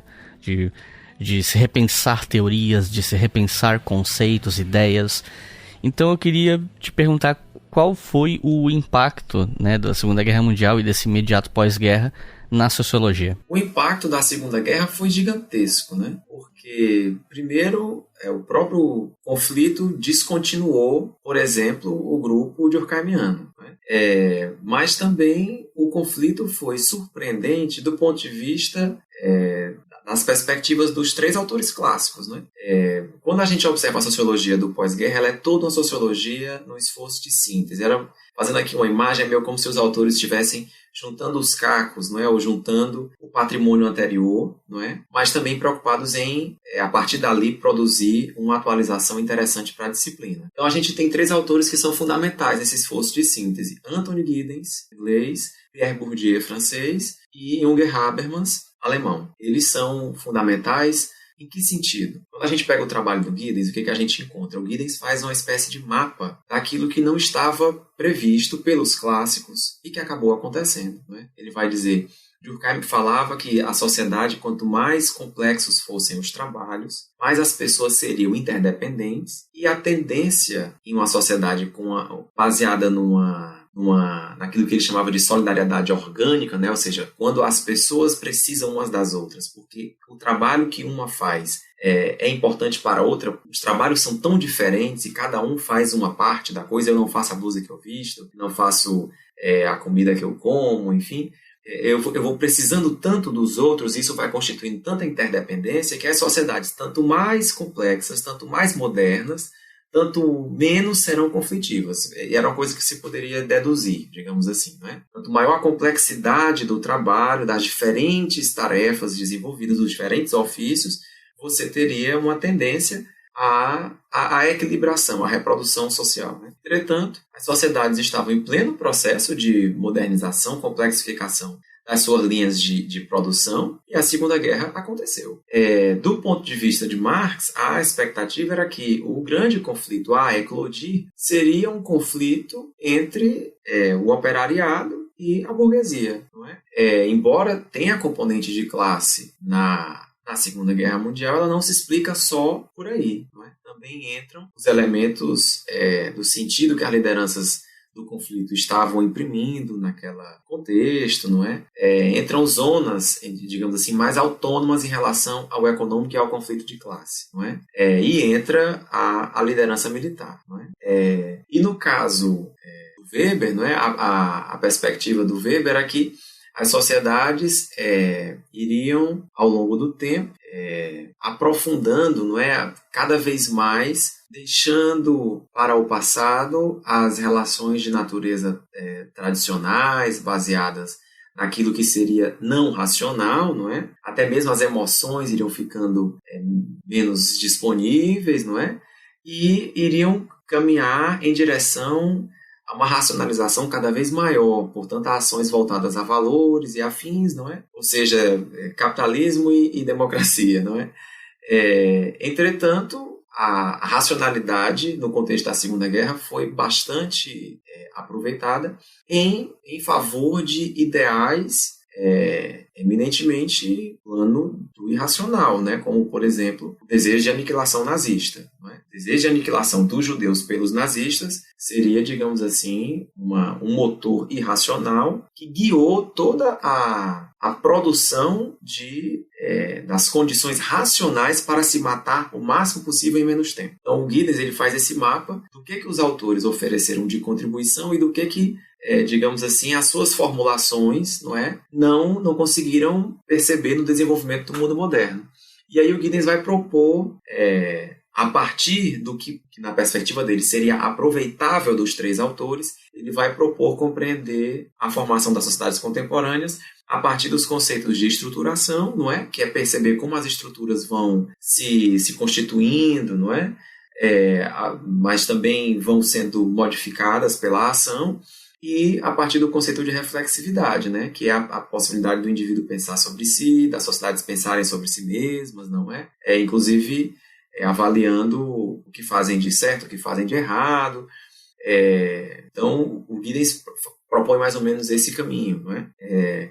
O Bourdieu vai, digamos assim, propor também a sua síntese, né? Ele vai afirmar que a sociologia é uma disciplina de pensamento engajado, ou seja, ela não se faz na especulação, poderia ser própria da filosofia, não é? Mas ela também não se perde na empiria, ela demanda um permanente movimento de produção de dados e de análise desses dados a partir de uma lógica. E o Bourdieu, quando ele observa a contribuição dos clássicos, ele vai dizer que o maior equívoco é apresentá-los em oposição.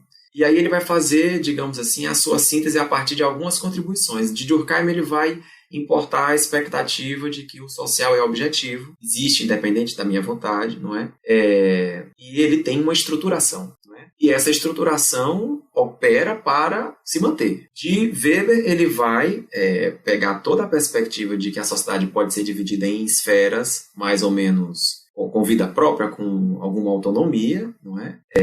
E a partir daí ele avança para a compreensão do que seriam os diferentes campos sociais, né? O campo do ensino, o campo da cultura, o campo acadêmico, o campo econômico, não é? E vai também, a partir de Marx, importar a expectativa de que a vida social ela tem luta, ela é conflitiva. Ela é, digamos assim, disputa, não é? E, portanto, em cada campo social em particular, você teria lutas internas a esse campo, que são lutas para mantê-lo como tal ou para transformá-lo. E que podem, inclusive, ser lutas em torno das classificações que esses próprios campos sociais produzem. Por exemplo, no campo do ensino, há toda uma luta de classificação entre o que é o bom aluno e o que é o mau aluno. No campo da cultura, entre o que é arte e o que não é arte. E isso, portanto, pode ajudar, do ponto de vista da pesquisa, não é? A você organizar a sua pesquisa quando você vai se dedicar a um certo objeto, você identificar em que campo ele está, quais são as lutas que envolvem aquele objeto, não é? Perceber como é que se estrutura aquele campo, como é que a produção simbólica, não é, dos indivíduos que estão dispostos nas mais diferentes posições daquele campo está participando do processo conflitivo que envolve um campo social. Então tem toda uma riqueza de formulação que o Bourdieu apresenta a partir dessa síntese crítica, não é? E é uma síntese crítica bastante presente na produção da sociologia brasileira também. E, por outro lado, você tem Habermas, que digamos assim, de uma escola de pensamento, da teoria crítica do grupo de Frankfurt, né, da escola de Frankfurt, que inclusive faz diálogos não só entre ciências sociais, mas entre as ciências sociais, mas entre ciências sociais, filosofia, psicanálise, não é direito. E na sua proposta de síntese, o Habermas vai trabalhar como que as transformações do capitalismo vão tendo rebatimentos no debate público, na esfera política, e ao mesmo tempo vão sofrendo influência, enfim, que conforma uma instância muito particular da modernidade e até da contemporaneidade, que é o espaço público. Não é? Então, a proposta do Habermas, ela tem dimensões. Não é? Ele não abandona a perspectiva de que o conflito econômico está presente na estruturação do mundo, não é? Mas ele também não abre mão da perspectiva segundo a qual os sentidos que estão informando as cabeças, que estão, inclusive, disputando esse mundo, eles estão colocados numa arena onde os jogos são complexos, os jogos de definição do que é legítimo e do que não é, ou seja, a legitimidade, que é um tema central para o direito, né? Eles estão submetidos a conflitos de uma esfera pública que sofre, que se conformou numa sociedade burguesa. Portanto, a sintetização do Habermas, ela inclusive abre todo um campo, não é, de interface entre a sociologia e a ciência política, por exemplo, não é? Porque você vai vendo que a própria teoria da democracia que o Habermas apresenta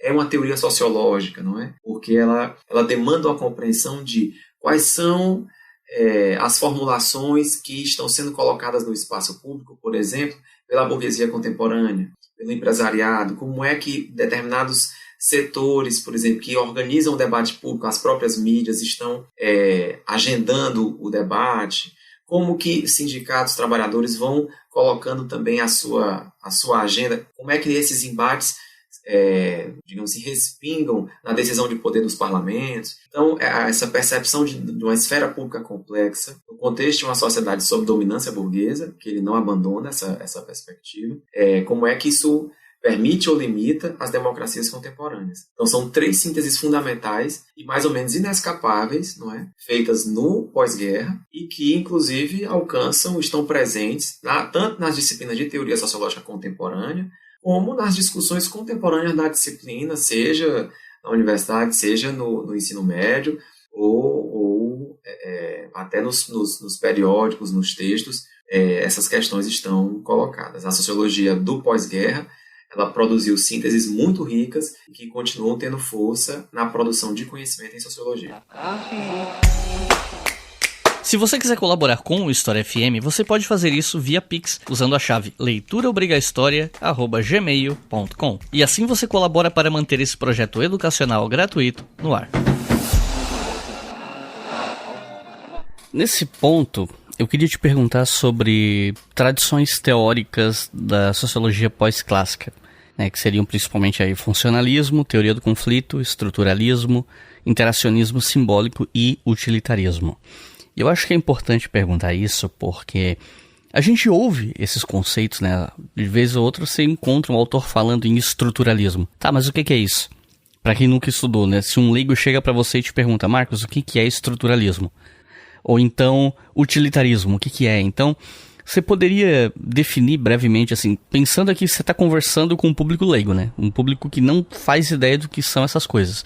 Como é que você explica essas tradições de uma maneira, digamos assim, didática para um público leigo? Bem, essas tradições, elas são também tem aí uma organização meio que pedagógica, não é? Porque como a sociologia, ela está cada vez mais participando, não é? Mesmo que nós tenhamos tido aí a reforma do ensino médio, mas eu penso que daqui a um tempo a gente vai conformar melhor isso, mas a sociologia está cada vez mais participando da formação do cidadão e está participando da educação básica. Então a gente precisa realmente não apresentar todo o debate intelectual, às vezes interminável, e fazer algumas definições mais esquemáticas. Mas tem caminhos simples para você definir. Por exemplo, o que define o funcionalismo? O funcionalismo é uma corrente preocupada com a função social das mais diferentes relações, as mais diferentes coisas sociais, digamos assim, que bebe, não por acaso estou falando coisas sociais, bebe em Durkheim, não é? Bebe na preocupação com a função.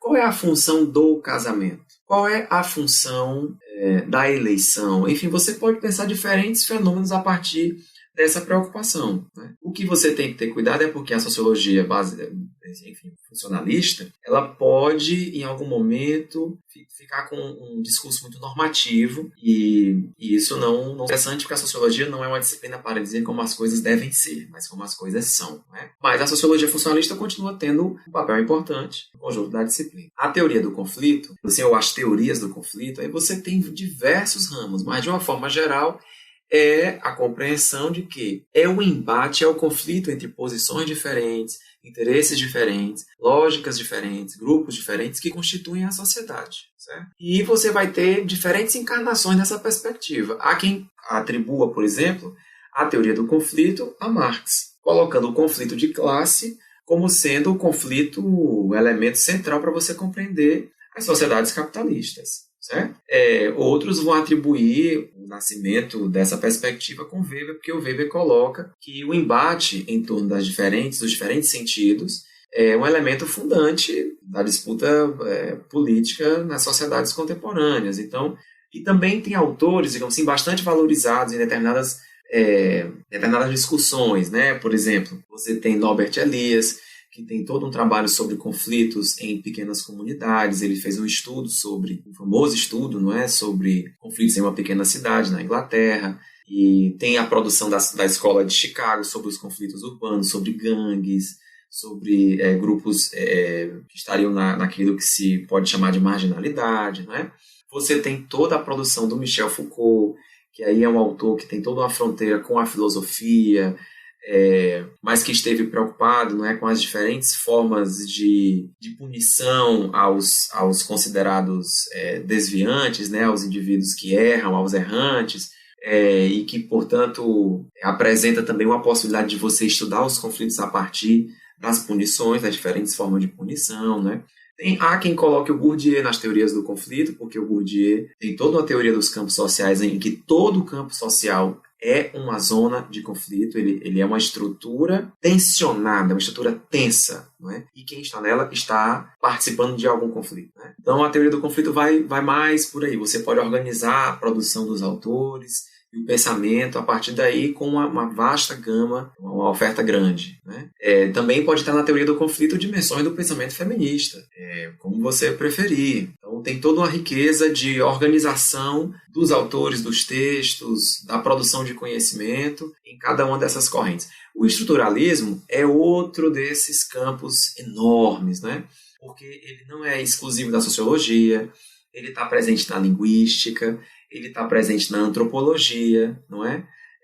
A antropologia de Lévi-Strauss, por exemplo, ela é marcadamente uma antropologia estruturalista. E Lévi-Strauss, inclusive, estudou o Brasil e se inspira no estruturalismo da linguística. Então, na sociologia, por exemplo, você pode considerar estruturalista autores que trabalham preocupados com as estruturas. Aí até o Habermas poderia entrar, né? Porque ele estudou a mudança estrutural na esfera pública. Mas também o Bourdieu, porque o Bourdieu, inclusive, muitas vezes é chamado de estruturalista genético, porque ele se pergunta como é que as estruturas de cada campo social produzem, não é, o próprio campo, a própria sociedade. Ou estruturalismo construtivista, não é? Porque o Bourdieu tem toda a preocupação em entender como é que a sociedade se constrói produto e produtor, ele usa muito esses termos, não é? Como é que o campo artístico ele é produto e produtor de arte, não é? O campo artístico, nesse contexto, ele é resultado dos embates anteriores, mas, ao mesmo tempo, ele está produzindo novos embates, novas ideias do que pode ser a arte. Por exemplo, consideramos ou não pinturas em muros urbanos, como você tem, por exemplo, no Beco do Batman, em São Paulo, isso é ou não é arte? Tem uma disputa interna ao campo artístico para reconhecer se é ou não. Aí, às vezes, qualifica se é arte urbana. Então, o Bourdieu apontava isso também, pode ser percebido como estruturalismo, não é?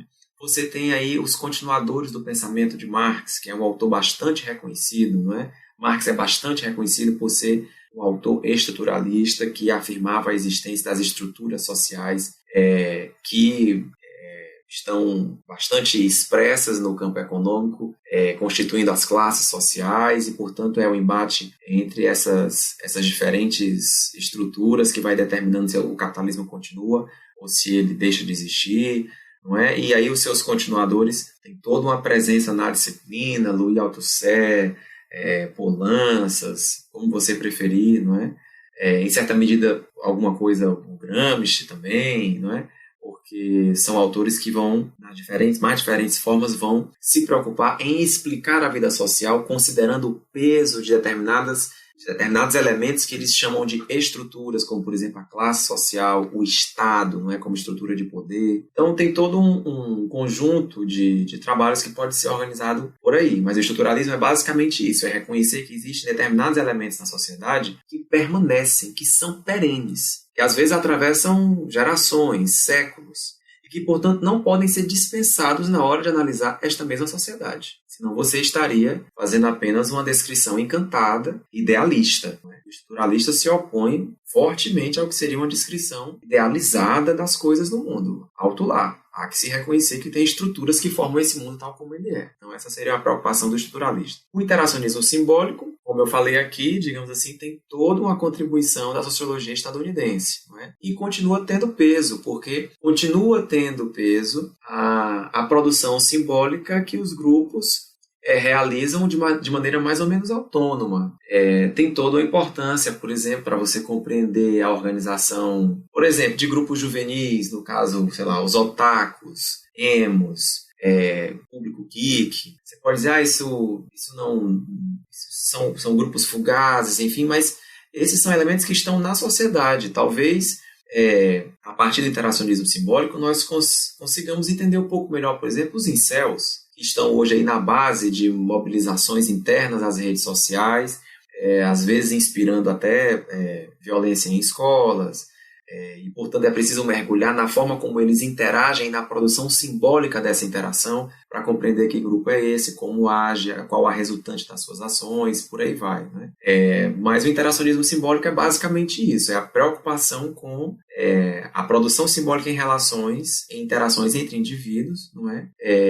Na formação dos cursos de ação social, né? Das diferentes formas de agir no mundo. E o utilitarismo seria, digamos assim, uma corrente da sociologia que bebe em determinadas fontes da economia, do institucionalismo de ciência política, não é?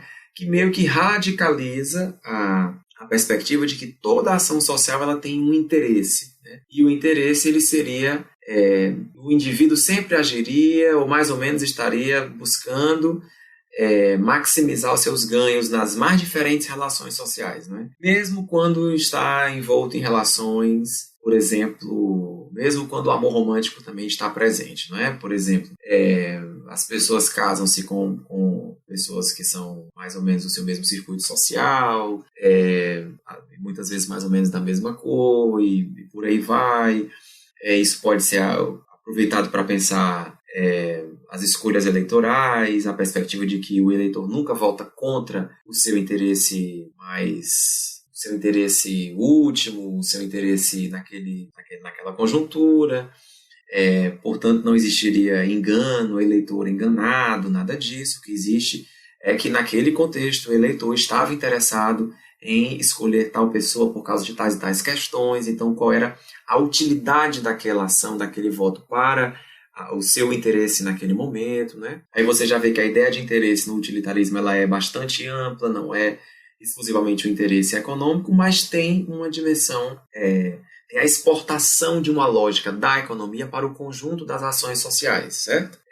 O utilitarismo seria mais ou menos isso, né? Entender que meio que toda ação social ela tem alguma coisa de uma troca em que o indivíduo está tentando sair com mais do que o que ele apresentou inicialmente. Então, basicamente, são essas definições aí para essas 5 correntes.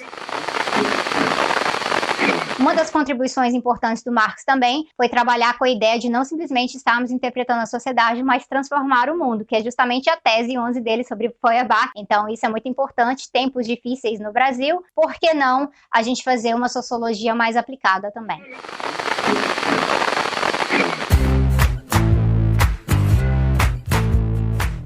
Na sociologia existe o que alguns chamam de 3 dicotomias, né? Que seria a dicotomia entre subjetividade e objetividade, a segunda seria a dicotomia entre estrutura e agência, e a terceira entre sincronia e diacronia. Você pode explicar para a gente o que são essas dicotomias e por que elas são importantes na sociologia? Bem, essas dicotomias, elas são dicotomias de natureza epistemológica, ou seja, elas têm a ver com a forma como a gente pensa, né, a sociedade. E a dicotomia subjetividade e objetividade, ela pode perfeitamente ser explicada junto com a dicotomia estrutura e agência, não é? Por quê? Existem as leituras que vão valorizar a produção de sentido, a dimensão subjetiva, não é? Que tem alguma aleatoriedade, né?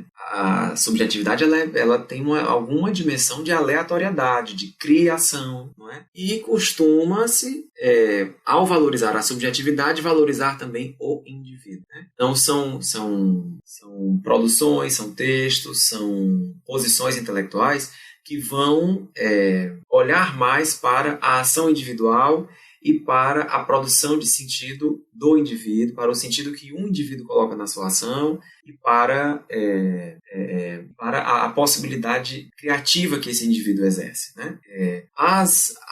O outro polo, a objetividade, seria, digamos assim, o exato contrário, seria a perspectiva menos aleatória, ou seja, a objetividade é a perspectiva, uma postura, não é, em que você tem coisas que permanecem mais, portanto elas não são tão aleatórias assim, não é? Por exemplo, a existência de trabalhadores precários em situação de trabalho penoso no Brasil é uma estrutura, é um dado objetivo. Está presente na sociedade brasileira há muito tempo, né? Se reproduz, é perene, não é? E, portanto, não tem um elemento aleatório aí, não é? Então, a dicotomia subjetividade e objetividade são polos distintos, Na verdade, toda a sociologia caminha com essas dicotomias em funcionamento permanente. A questão é de ênfase, muitas vezes, né? Você vai enfatizar a ação individual e a subjetividade e a criação, ou você vai enfatizar a dimensão coletiva, a objetividade e a permanência, a reprodução. São possibilidades que estão colocadas, não é? Mais recentemente, você tem um conjunto de autores que estão tentando fazer esforços para tentar libertar a sociologia dessas dicotomias, né? ou da simplificação dessas dicotomias. Assim. Então você tem esforços de falar sobre subjetividades coletivas, ou seja, reconhecer que não só o indivíduo cria, mas também os grupos. Eu consigo reduzir ao Lula as greves de 80 no ABC, de 79, de 78? Não. Preciso compreender o conjunto daquela mobilização sindical e popular. Eu consigo reduzir toda a criatividade do processo de redemocratização do Brasil dos anos 80 numa figura individual? Não. É um processo de uma subjetividade coletiva que, inclusive, é policlassista, que envolve grupos, associações, que envolve classes sociais, enfim, que envolve alterações na forma do debate público. Então, não dá para reduzir ao indivíduo. Mas tem criação, então tem subjetividade. E aí seria a subjetividade coletiva, certo? E tem também esforços de aceitar que as dimensões objetivas, né, por exemplo, a pobreza, a estrutura de trabalho, a riqueza também, não é? A elite, o grupo dominante, que essas estruturas sofrem permanentemente processos de alteração, né? E não é porque se reproduzem que estão paradas no tempo, não é? Por exemplo, a possibilidade de sacudir as regras republicanas para refazer os processos de capitalização das elites. Então, se a estrutura política brasileira é uma república, por que objetivamente, ela tem recorrentes situações de feridas às regras institucionais, em que são feridas as regras constitucionais e institucionais em favor do aumento da capitalização das elites. Isso já seria um elemento a ser pensado, né? Mas há esforços contemporâneos bem interessantes para que as estruturas sejam pensadas muito mais em movimento, não é? Do que como um dado, uma água parada, certo? Então você tem esforços muito interessantes, bem contemporâneos, não é? Para os quais tem tido contribuições, por exemplo, o conceito de interseccionalidade é um conceito muito interessante, nesse sentido, não é? De perceber como que as estruturas atravessam o indivíduo, não é? Mas também a própria produção da sociologia dos movimentos sociais, não é? Quando se observa que os movimentos sociais são grupos, não é? que se mobilizam, que reivindicam, não é? Que se ligam a problemas, não é? Que se ligam a questões objetivas, movimento social contra o aumento da passagem urbana, da passagem do transporte urbano. É claro que o transporte urbano tem uma estruturação, o transporte urbano podia estar em situação precária há muito tempo, mas o movimento surgiu naquele momento. Mesmo que aquele problema já estivesse ali há um tempo, já estivesse presente há anos, não é? A formação desse movimento dependeu de uma subjetividade coletiva, mas também alterou a própria estruturação desse transporte. Não é? Ela pode ter impulsionado alterações na qualificação desse transporte, ela pode ter estruturado mudanças na estruturação política do conflito, na estruturação dos grupos políticos. Então, as estruturas não estão paradas. Não é? E nesse sentido, a sociologia fica mais rica, fica mais interessante quando a gente sai desses polos e vai em busca da complexidade, que é o que todos nós queremos, né? Já que o momento demanda isso, exige isso, né? Exige pensar complexamente aquilo que é complexo. A vida social é muito complexa, né? Os historiadores têm feito todo um esforço para desmontar aquela ideia de que a Idade Média era simples e das trevas, e aí depois veio o mundo da luz e complexo e todo diferente. Hoje a gente tem muita informação e já sabe que o que nós chamamos de Idade Média, ou medievo, enfim, isso não era nem um pouco mais simples do que a nossa vida hoje. Há toda uma complexidade naquela experiência social. Então a sociologia tem que dar conta dessa tarefa. E nisso vale tratar da terceira dicotomia que você apontou, né? A sincronia e a diacronia. A sincronia é um polo da disciplina em que você pensa as coisas, digamos assim, em si mesma, pensa as coisas no presente, mais ou menos, né? Qual é a forma atual, por exemplo, da presença da população negra nas universidades brasileiras? Isso é uma análise sincrônica, eu olho agora, né? Mas tem a análise diacrônica. Esse momento atual já significa mudança em relação ao que já experimentamos? Aí entra em cena a historicidade, o tempo, a transformação, certo? Então, sincronia e diacronia são dicotomias que, quando colocadas em movimento, impulsionam a gente a pensar. Então, tem momentos que eu tenho que conhecer a coisa tal como ela está. E eu faço uma análise sincrônica, né? Situação do combate ao desmatamento na Amazônia. Quantas equipes eu tenho? Quantas essas equipes têm conseguido, neste momento, interromper de processos de garimpo ilegal e tal? Isso é uma análise sincrônica. Mas eu vou demandar, com certeza, a diacronia. Eu vou querer saber como é que esteve essa política de combate ao desmatamento no ano passado, no ano anterior, fazer séries históricas para compreender quais foram os momentos de alta do combate ao desmatamento, os momentos de redução, como é que isso se conecta com o financiamento, como é que isso se conecta com as regras de organização das contas públicas, como é que a sociedade discute tudo isso, né? Então, as dicotomias, embora existam e embora seja sempre arriscado apegar-se a um ou outro lado de cada dicotomia, quando postas em movimento, elas ajudam muito a pensar e a fazer uma sociologia bem interessante.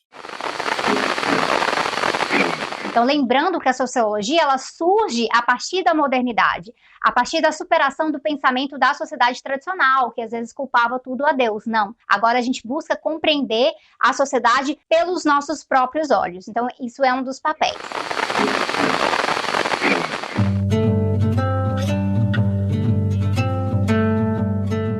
E como é que a sociologia se encontra hoje? De que maneira as transformações do fim do século XX vão impactando na sociologia?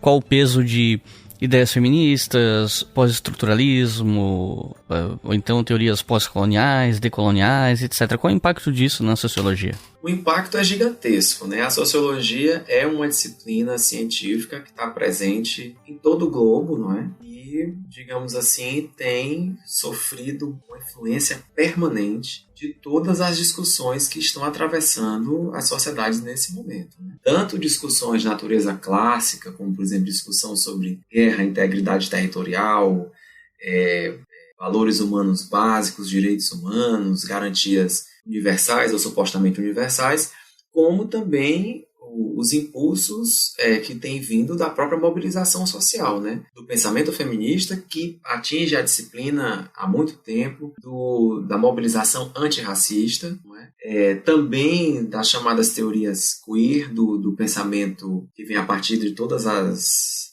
discussões em torno das novas, não sei nem se tão novas, não é? Mas da diversidade sexual, da legitimidade da diversidade sexual, do seu reaparecimento no mundo, enfim. Então, eu diria que o cenário da sociologia hoje é um cenário de bastante diversificação, né? O que significa que a formação de um sociólogo hoje implica conjunto significativo de leituras, né? Mas ao mesmo tempo vai demandar algum nível de especialização, de se aproximar mais detidamente de certos temas que lhe interessam mais, né? Agora, como disciplina que ajuda a formar para a cidadania, aí a sociologia, eu diria, está no momento dos seus melhores, porque toda essa influência, não é? A riqueza que a disciplina já trazia nos séculos anteriores, diante da influência contemporânea das discussões mais diversas que têm aparecido, não é?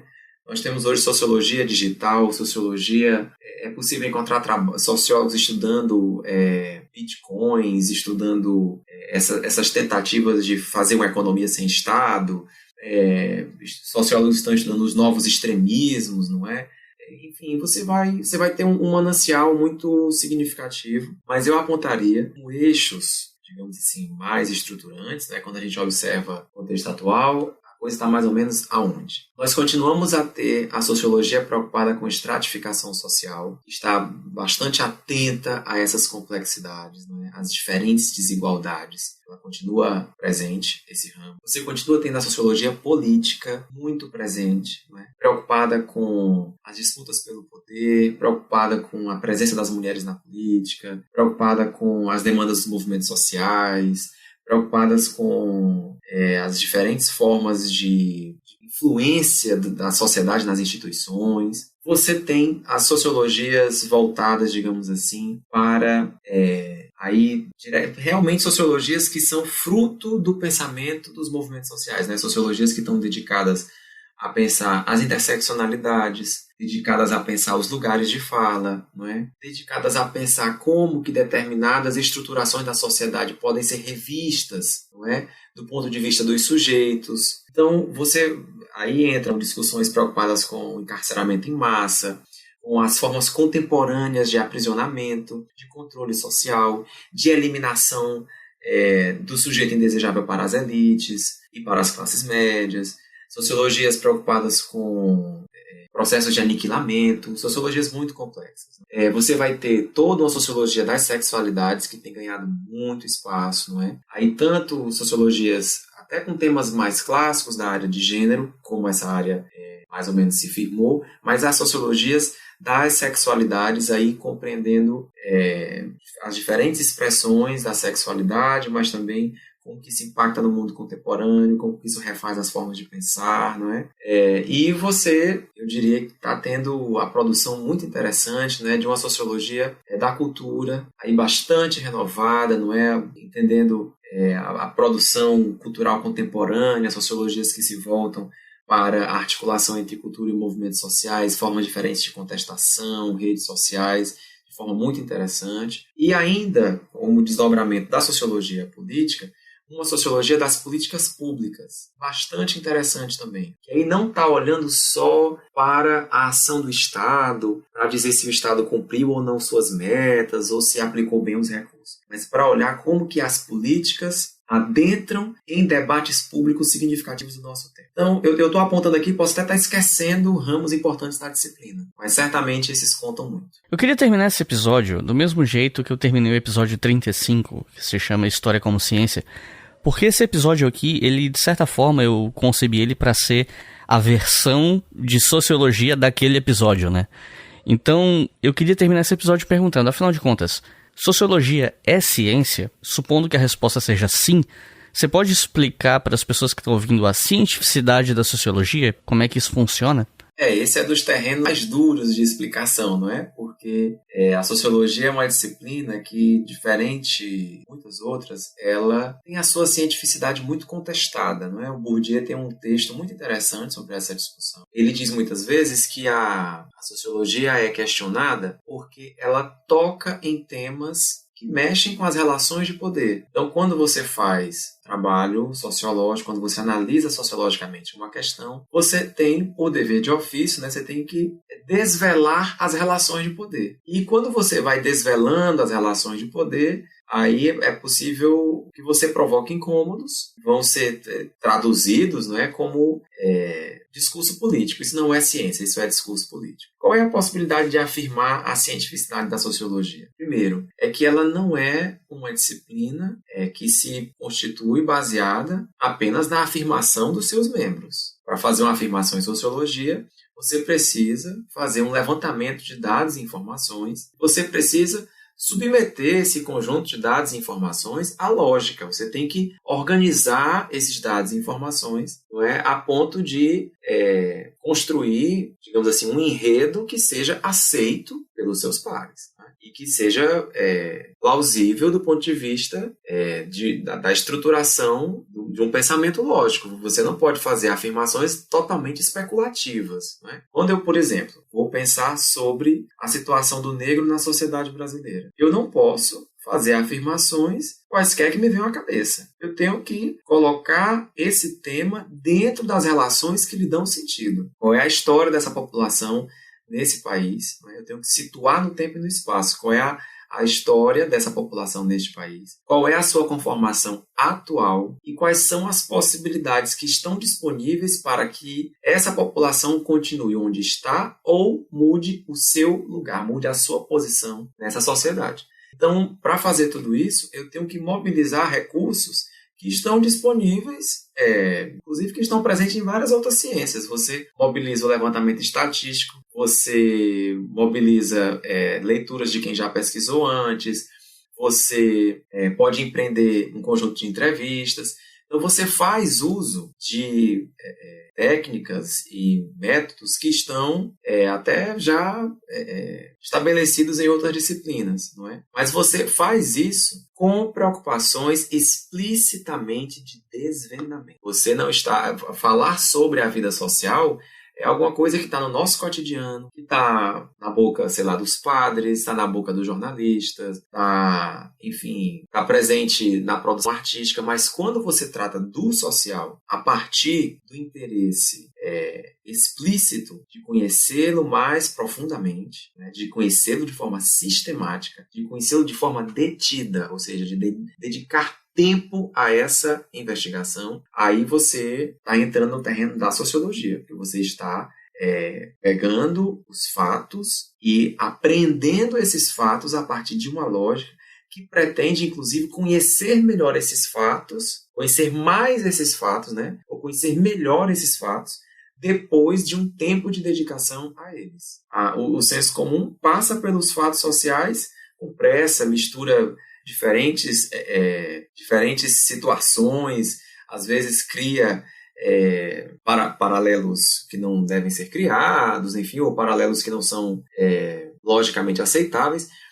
A religião também vai submeter o social ao dogma, não é? Há uma certa vontade revelada por Deus, tida como revelada, não é? A arte vai inspirar-se no social das mais diferentes formas, vai reconstruí-lo das mais diferentes formas, a partir da própria liberdade de constituição estética do fazer artístico e tal, né? O jornalismo vai ter toda a preocupação, digamos assim, com a factualidade e muitas vezes ali se encerra a sua tarefa, né, na factualidade. A sociologia não. Ela aprende os fatos, mas ela também os organiza logicamente, não é? Para que eles sejam conhecidos nas relações que efetivamente lhe dão sentido. Então essa é a diferença. Quando eu observo, por exemplo, não é? A política de reforma agrária dos governos Lula e Dilma, eu não posso dizer sobre essa ação, né, sobre esse conjunto de ações, sobre esse fato social, não posso dizer o que eu quero. Eu tenho que dizer aquilo que os dados permitem que eu diga a partir da organização lógica desses mesmos dados, né? Para que ao final eu compreenda que a política de reforma agrária dos governos Lula e Dilma não foi a política agrária que o PT defendeu ao longo de boa parte de sua história, não foi a política agrária em absoluto que os movimentos sociais que lutam pela reforma agrária defenderam, não é? Mas que ela foi uma política agrária que trabalhou, que, digamos assim, se realizou na média dos enfrentamentos que aquele governo experimentou naquele momento, ficando, portanto, não é, limitada a políticas de apoio à agricultura familiar e fazendo pouca redistribuição de terra. Essas conclusões são os resultados, digamos assim, da minha tese de doutorado, que são resultados de pesquisa e que eu não posso afirmar sem estar amparado nos dados e nas informações. Então, eu diria que a sociologia é uma ciência porque ela investiga, não é, os objetos com os quais ela se preocupa e busca efetivamente conhecê-los melhor, não é? E oferecer esse conhecimento, não é, à crítica. Outro elemento que a faz ser ciência, não é? Ela se dedica, conhece em profundidade os elementos que a preocupam, não é? Que são o seu foco de observação, e depois esse conhecimento se submete à crítica. E é inclusive a partir da contestação parcial ou total de uma certa afirmação que você vai refazendo o próprio conhecimento e ampliando, não é? Todos os autores que eu falei aqui sofreram contestação e, ao mesmo tempo, boa parte do que afirmaram, do que concluíram de suas investigações, de suas pesquisas, continua se mantendo e continua contribuindo para o melhor conhecimento da sociedade. Então, a produção de conhecimento com base em dados, né? Ou seja, a sociologia como uma disciplina de pensamento engajado, e a submissão desse conhecimento à crítica, a possibilidade dele ser debatido, né, fazem da sociologia uma ciência, diferente da religião. Você não pode debater se Deus é trino e uno para o catolicismo. Para o catolicismo, Deus é trino e uno, isso não tem discussão. É um dogma, né? Eu não posso digamos assim, querer que a Mona Lisa seja outra que não aquela que está no Museu do Louvre. Inclusive, poderia até estar querendo falsificar a própria arte, não é? A Mona Lisa é o que é. Ela é o resultado daquela construção estética do artista. Não é? A mesma coisa Love Me Do dos Beatles. Eu quero que Love Me Do seja de outra forma. Não. É aquela produção, o resultado da inspiração artística, da mobilização do saber artístico daquele compositor, está feito, você pode pensar a partir dele, não é? Mas no caso da sociologia, não. Quando você apresenta uma pesquisa, o resultado de uma pesquisa, aquelas conclusões, os caminhos do conhecimento que você produziu, tudo estará submetido à crítica. Não é? E é justamente esse ambiente também que faz com que a ciência exista, porque a ciência é o conhecimento que pode ser contestado. Não é? Se não puder ser contestado, nós estamos fora da arena científica. What puts the science in social science? The things you probably think of as science, like biology or physics or chemistry, can seem a world apart from sociology and the concepts we've introduced so far. But sociology is a type of science. It's just not one that uses beakers or microscopes. Rather than investigating the physical, natural world, sociology explores the social world.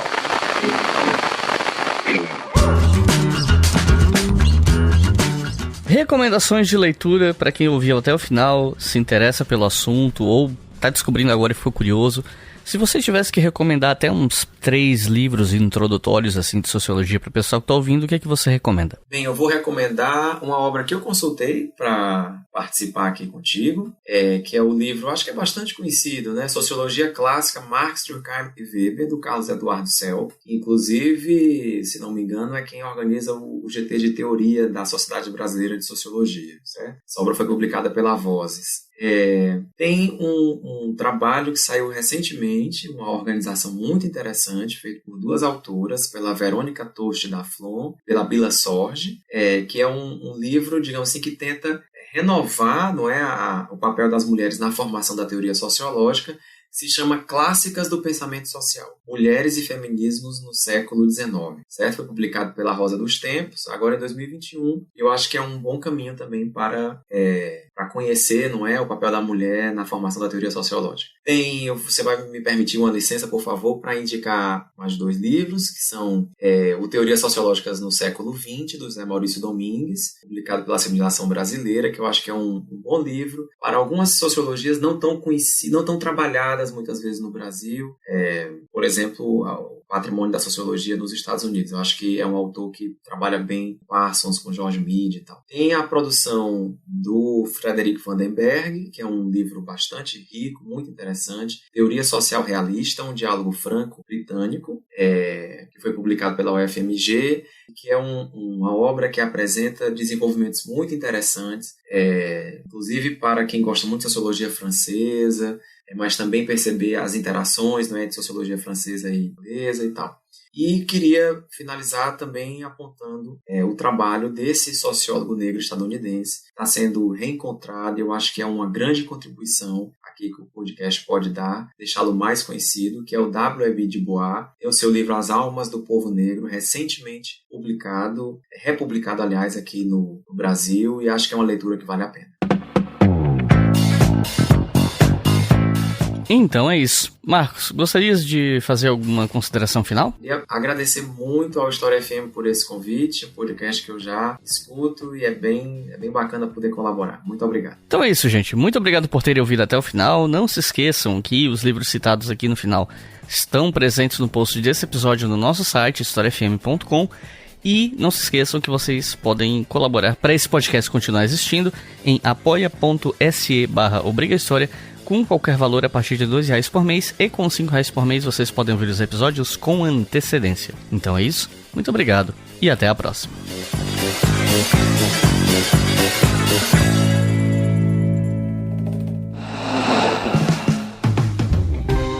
Este podcast foi financiado por nossos colaboradores no Apoia-se.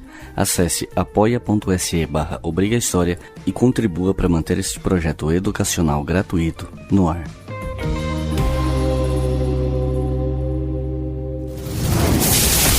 Esse podcast foi editado por Samuel Gambini, samuelgambiniaudio.com.